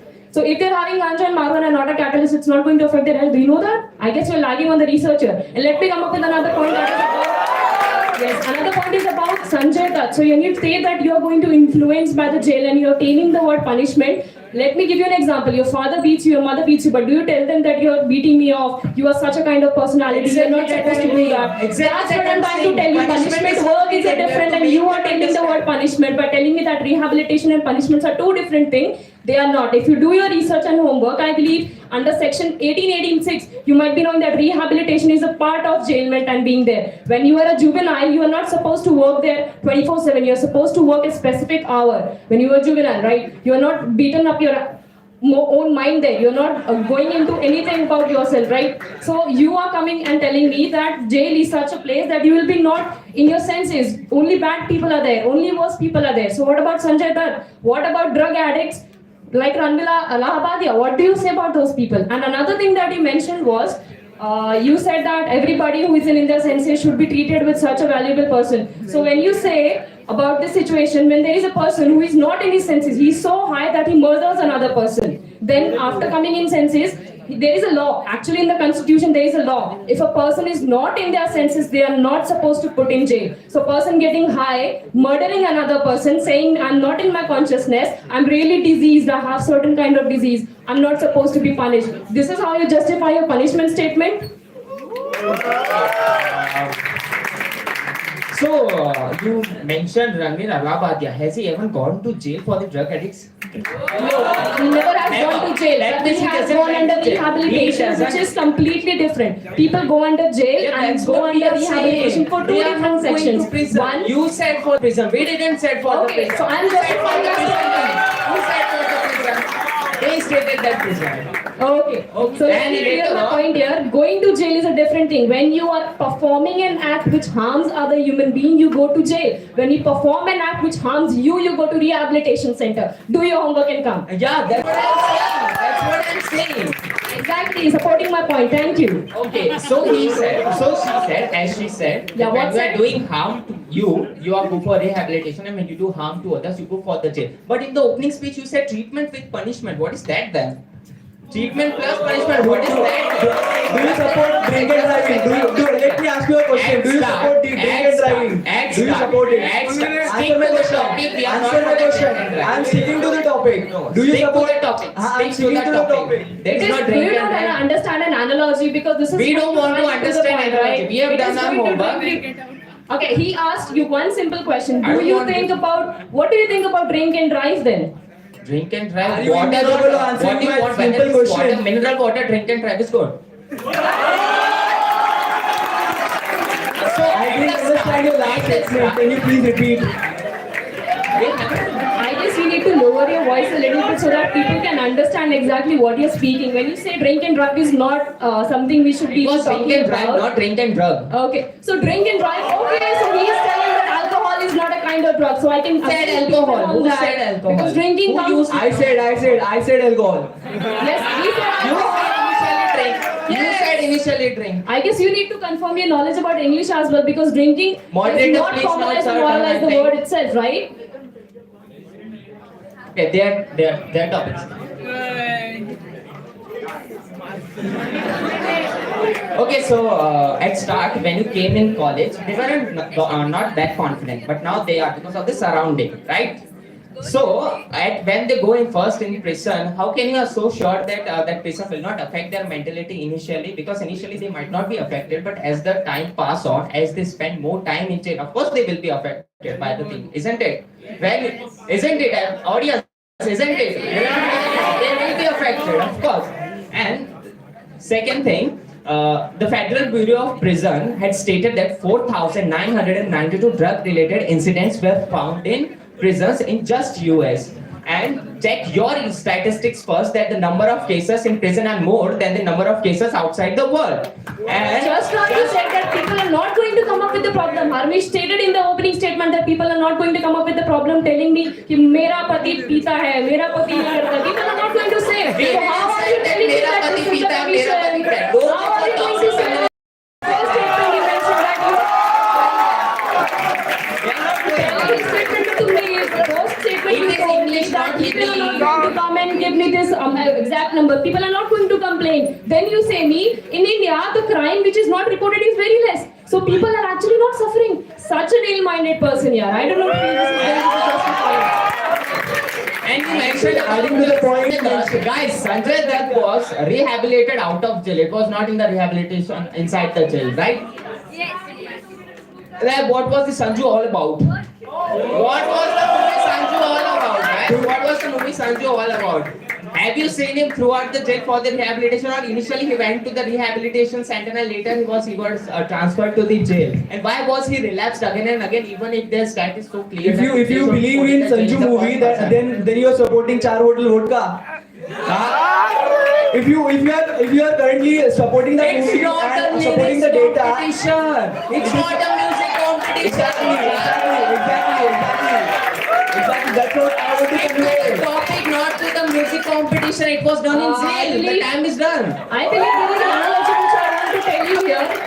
Like again and again you're talking me to stick to the topic, stick to the topic, then you go to a movie, then you go to a song, then you go to a stats which is completely illogical. So let me come to a point.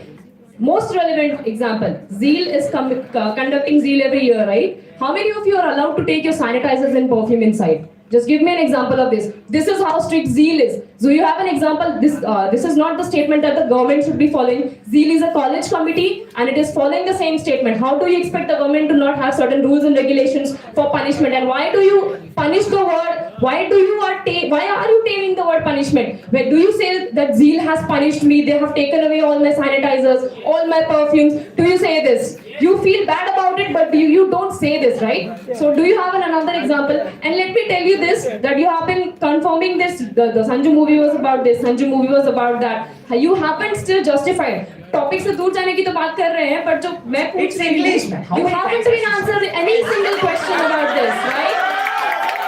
Yeah, exactly. So I have a point here. I have a point here.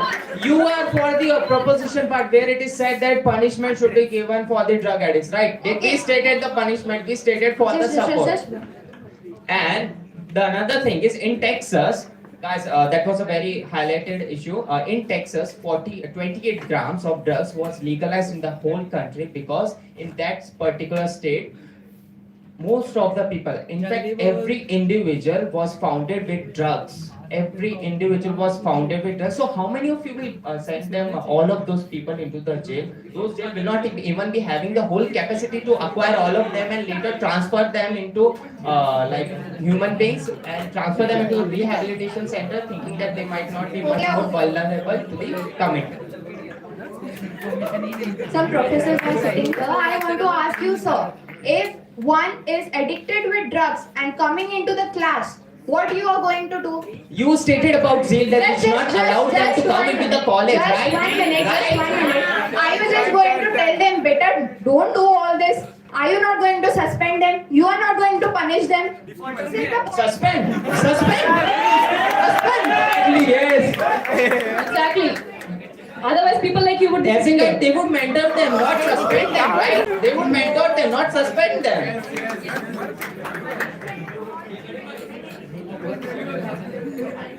समझ गया कितना लड़ेगा अकेले यार तू क्या हो रहा है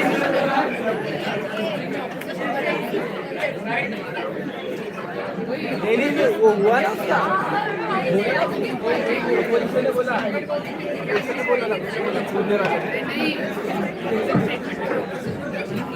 हाँ दिया ना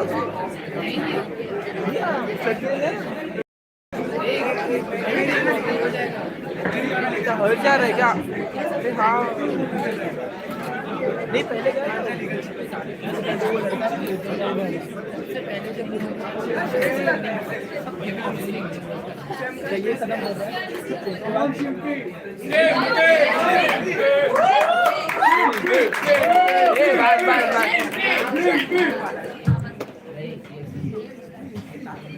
So here we are to the concluding statement. It was a good debate though. I really congratulate my opponents for being here.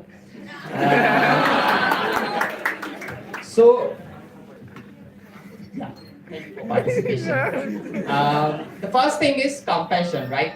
As my teammates stated that human being is a social animal. When you say the word social animal, that means you should be procured with your surrounding well enough to not take steps which are dangerous to your life, right? And when they stated that human or the victim, they are needed to be punished. So if they wanted to be punished, then why they would be only going to the prison? You were saying that. They were saying that if they want to be punished, they will be strictly allowing them to go into the jail. But why? Things when you are elder, like when parents beat their children, elders say them to not beat them, just to make them understand that this is not right. So in this case also, at the very first place, when the victim is a drug addict, we should be first allowing him and we should be making him or her understand that this is not right. We should be curing him or her rather than directly putting them into the jail. This directly psychologically affect their mental state and they become more vulnerable to all those circumstances of taking excessive drugs, including ganja, cocaine, heroin, whatsoever are available in the market, they tends to become themselves as an animal monster who just wants to do anything. Even they go for the murder, they go for killing innocent people just to get their thirst of drugs and fulfill that, right? And this can only be considered, this can only be rectified by having a proper human surrounding, which is there in the rehabilitation, which we are promoting, not them. They are promoting to the punishment, and when you say the word punishment, it's not about the rehabilitation. It's about taking strict action against the individual so that he can so that the person can be treated or infected with a very dangerous mentality of fear, which is, in my opinion and in our opinion, isn't right, because that will in general directly affect the mental stability of the individual. He or she will become more vulnerable, more frightened, and even more dangerous to the society.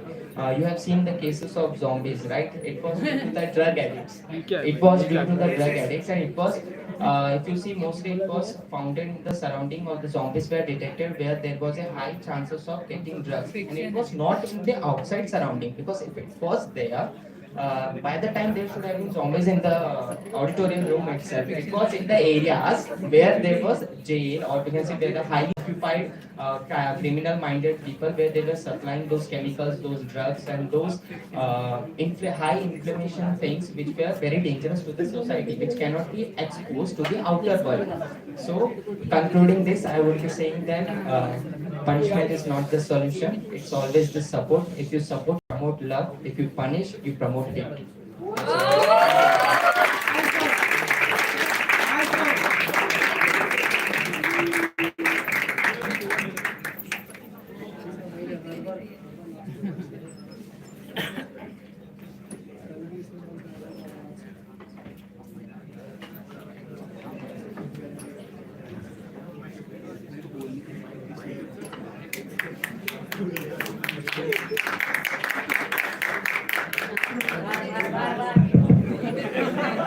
चले जाओ bye.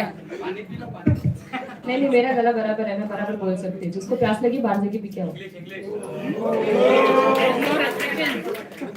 So let me start with a closing statement. Before I start with one single word, discipline makes us fear, discipline makes you grow. Discipline bounds down to you, discipline makes you bow. The entire sentence I would like to highlight. Where does discipline come from? Why are you coming on time for the lecture? Why do you give your exams? Why don't you take everything for granted? अरे मेरा teacher तो counsel कर देगा. This is the general phrase that every student uses, right? Is it? No. Why is it so? Because people fear. And where is that fear coming from? It is coming from the word punishment. So just because the word fear is associated with punishment, that is the reason we are treating jail as a bad option. If we know the truth, if we know the reality, it is different. He's been talking about countries like US, Canada, etc. When you talk about countries like India, we are coming from religious background. We have our emotional quotient high. You must have seen the examples of jail in US. They have, I guess, 0 degrees Celsius. They put no clothes on your bodies and then throw you away. So when you're talking about stats of such countries, it is okay. I have no issues. But when you talk about stats of India, when you are even provided with Bhagavad Gita in jails, you cannot justify the word punishment there for India. I'm an Indian and I talk about this with pride that jails in India are having far more better conditions than jails in other countries. They are far more humane. So taming the word punishment is not justified here. Another thing, he mentioned that the entire team mentioned that rehabilitation and punishments are two different things. But I would like to mention here, they are just going to be accompanied together. Example is the Shawshank Redemption movie. It's an Oscar-winning movie. It has clearly stated how you are going to have a daily activity set, even though if you are a criminal. You have to wake up at 4. You have to read the Holy Bible for 2 hours straight, which a normal citizen in the society will not do. So how are you taming this? On what basis are you taming this? I ask the question to the entire judge who has entire committee who is sitting here, entire students who are sitting here. On what basis are we judging without seeing the opposite side? Do we really know? After 6 a.m. they are having a strict rule of breakfast where only they can talk to the other people who are in jail. And this is written in our constitution. This is how the Indian constitution and jailing system works. At the same time, I would like to highlight a point which he said that people are going to be so sane, so understanding and loving towards each other, only then they can support. There was a case which happened, I don't know, a few years back, maybe in 2020, it was Corona times. It was Corona times, so it was not highlighted much. But in that case, entire family did a suicide. I guess you might be knowing this. Yes, the entire family committed suicide. What was the reason behind it? Can you just give me one simple example? What was the reason behind the entire family promoting going to do suicide? Why wasn't this cured with love and care and compassion? Why weren't people in their neighborhood, their families were able to treat this?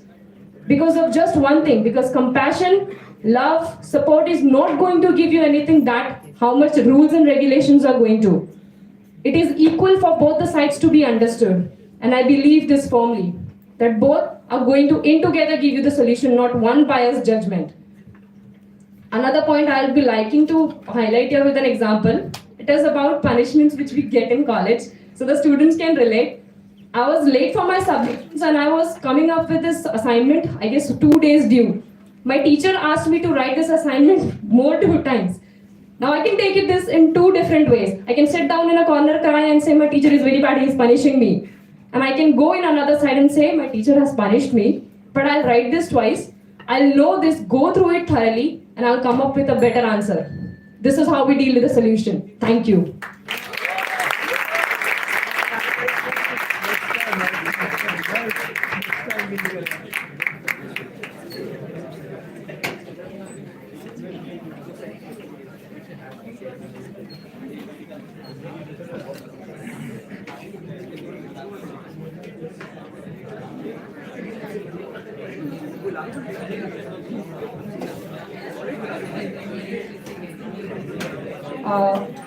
Thank you so much for this opportunity. My name is Manisha Kushwa. I'm from B Mechanical. My name is Prashant Dubey and I am from T Mechanical. My name is Neha Patil and I'm from SE Mechanical. My name is Harsh Jain and I am from FE Mechanical. My name is Harvish Bhavsar and I am from DEXTC. I'm Sushidane from TEXTC. I'm Harsh Shimpi from SEXTC. I'm Parth Nisha from FNXTC.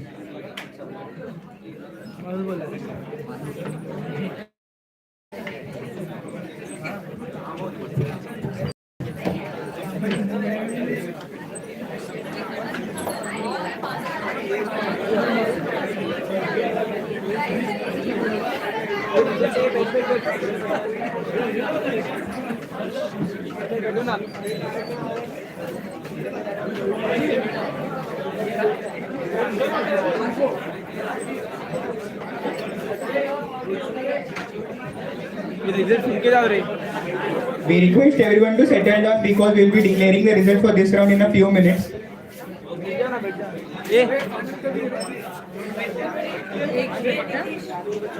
बैठना बैठना एक please बैठना Sachin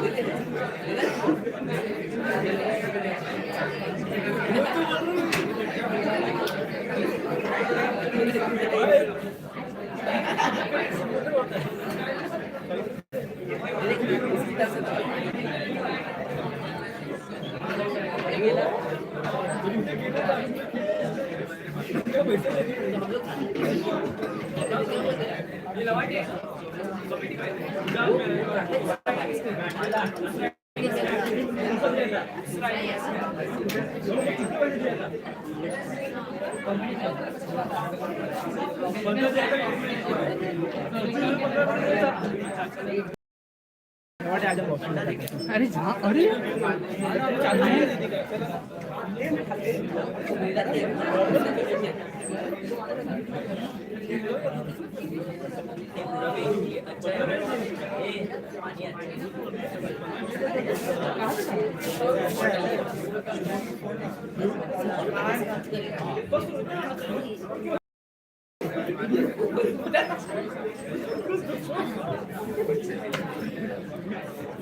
I request everybody to settle down. We are about to announce the winners for this round, the top two teams. I would like to remind you that the two teams with top scores will compete with each other in the finale. So now I would like to request our respected judges to please come forward and announce the judges for this semi-final round.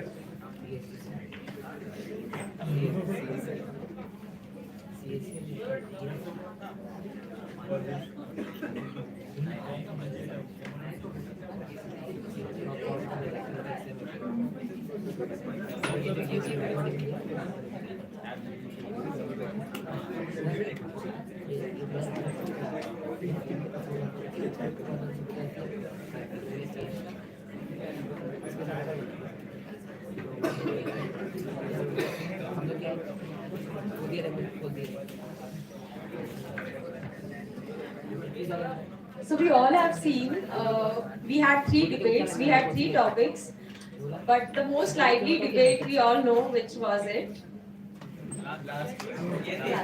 So the last two teams are the winners.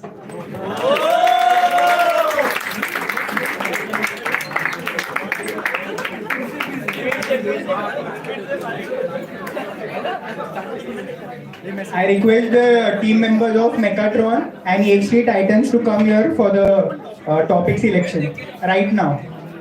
There will be a 30-minute break from now. Everybody can go outside and take a break. I request the members of Mechatron and EXT Titans, the two finalists, to come forward for a draw.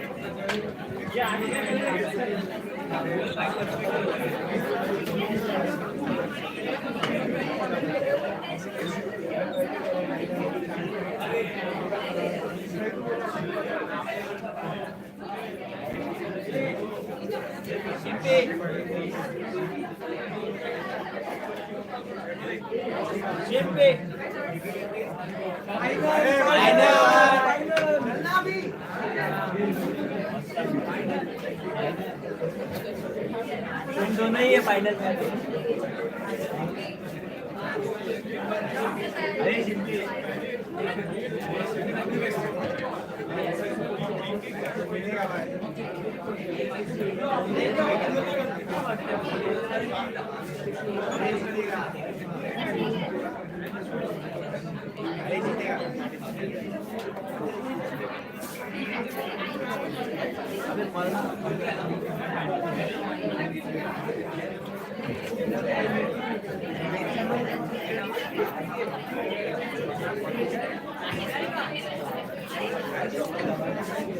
अरे वहाँ पर आ गया देखना। अब फिर ना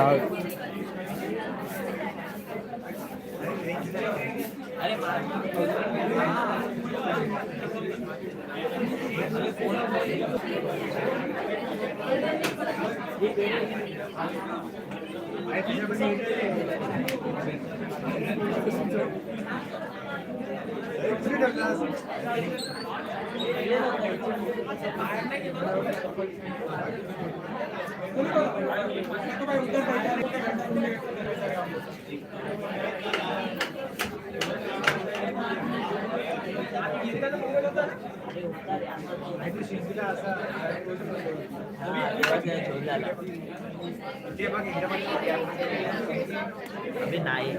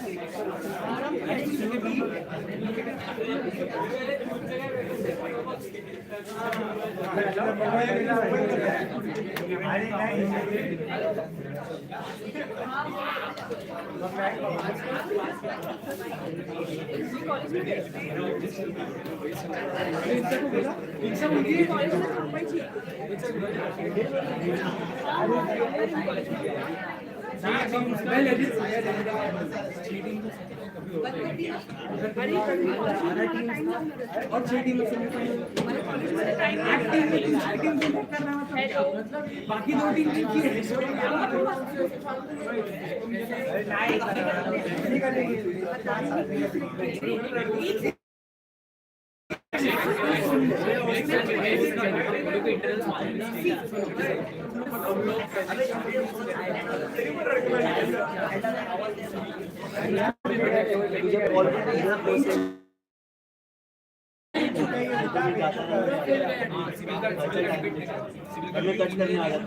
अरे बोल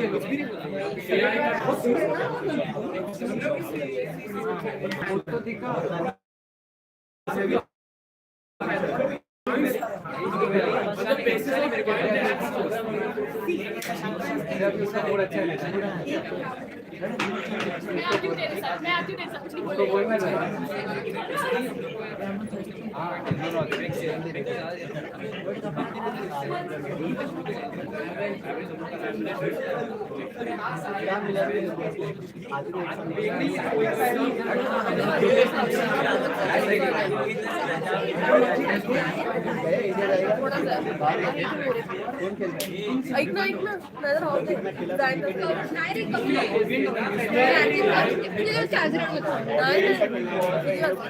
सव्वा 6 वाजता अरे करते 4 सात अरे ना फोन चार्ज अरे लाईट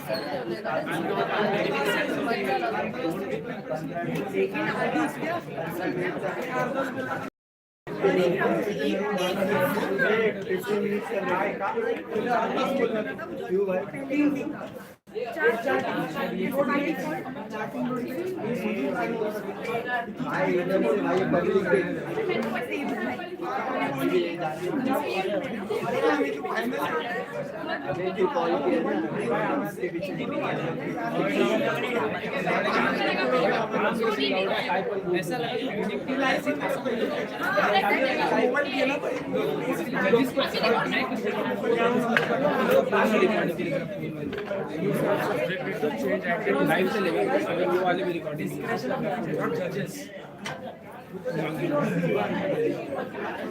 कौन यूनिट का डिसीजन हां रिकॉर्डिंग कॉन्ट्रडिक्शन मेरा क्लियर हो रहा है रिकॉर्डिंग में है कि वो रिकॉर्डिंग करना हां सर मेरे में ये जगह नहीं है सच बता रहा हूं मैं आधे घंटे मेरा पूरा हां नहीं करना बट मैं बता रहा हूं but we are not like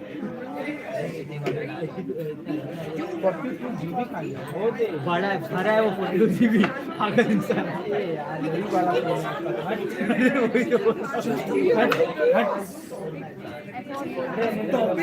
आपका। दिल पे ले लो फिर।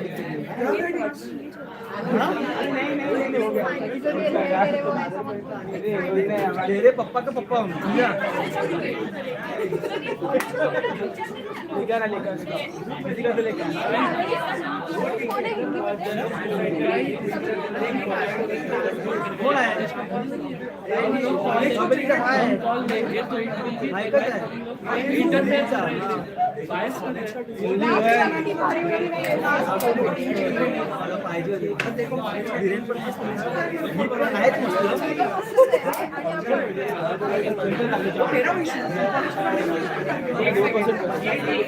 लास्ट ईयर 3 दिन मैं अरे उसमें भी एक ही खा ले मेरा वो राजेंद्र करके बोलो नहीं में काम करेगा एक्टिंग में काम करेगा इधर किधर काम करेगा आगे बैठ अभी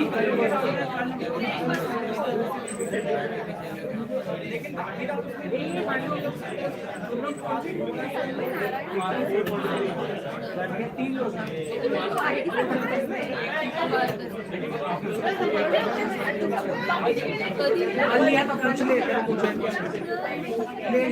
पूछ ले लिया था इक्विपमेंट है स्पेशल वो तेरे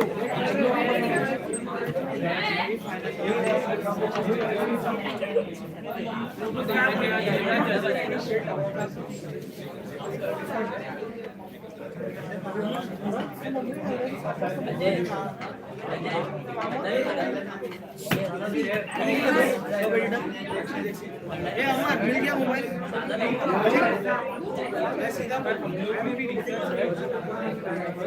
दो ना खुशी दे एक मिनट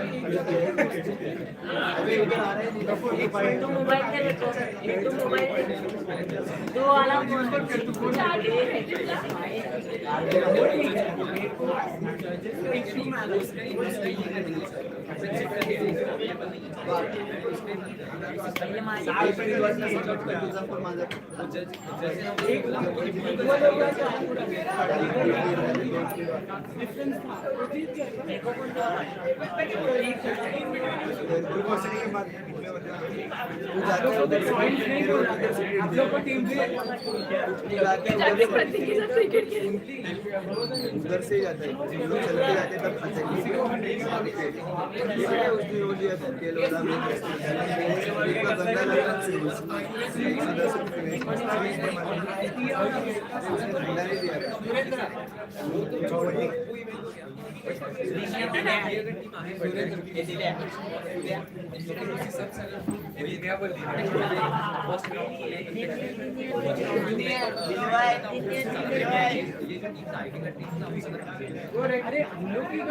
दिन्याला बोला तुला दिन्याला बोला दिन्याला बोला दिन्याला बोला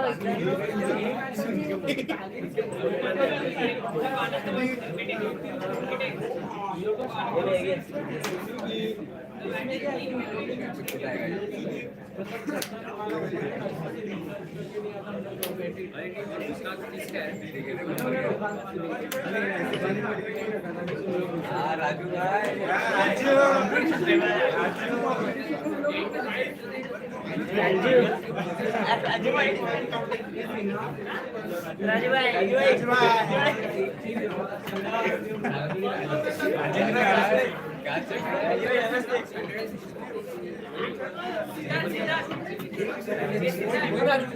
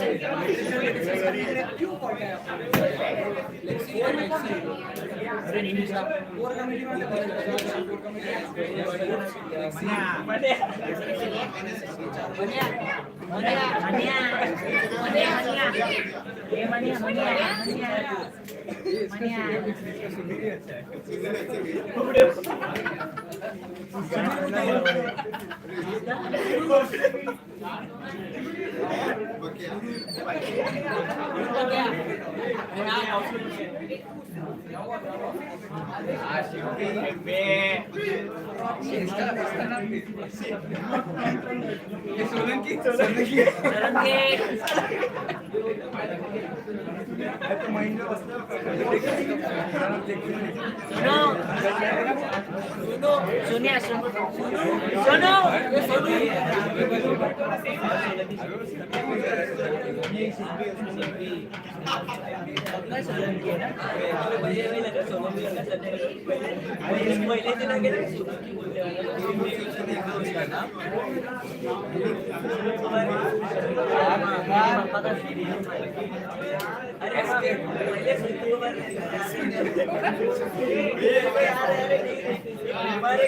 आगे चल आगे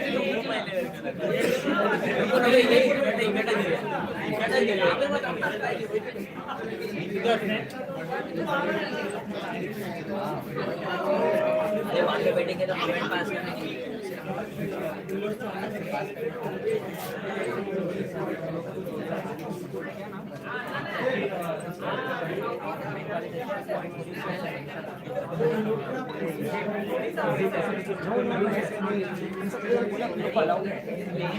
हाथ ऊपर करने वाला तो करने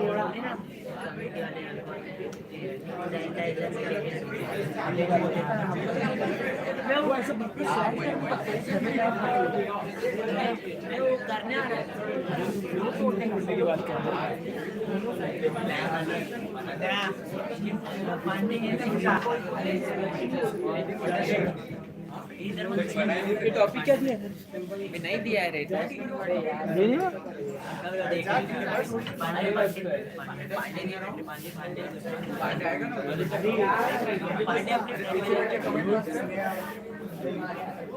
तुझे मित्र मध्ये बस साईड नाही स्नेहा नहीं गई थी जाने का इधर को आना है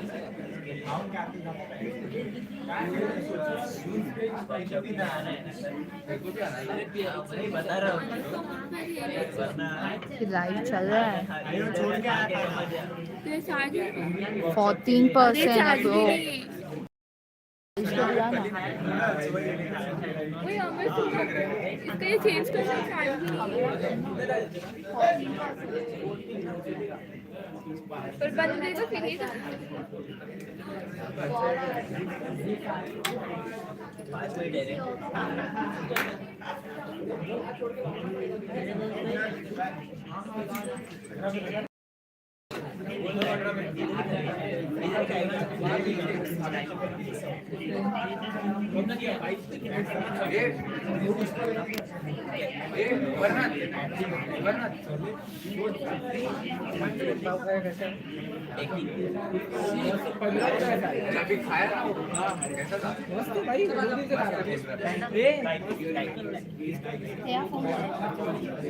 कॉल कर सकते हो हाँ ना उधर लगाई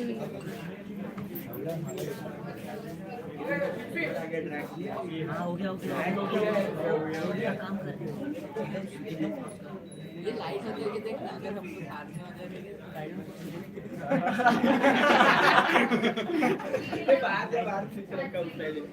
अरे एक को तो वैसे स्विच पे रखना चाहिए जैसे विनर का अनाउंसमेंट हो गया ना बैंक वाले जीत गए लाइट में मेरी ना शेल के मागे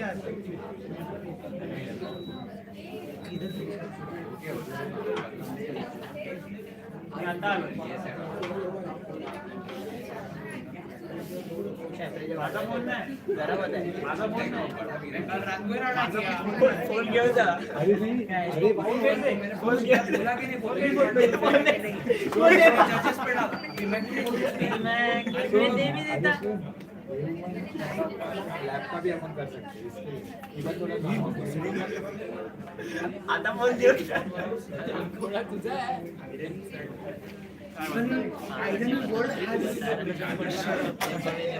किसी का तो लाके दो ना बट सी पिन है क्या उधर लगा है रे मेरा भी चार्जिंग नहीं है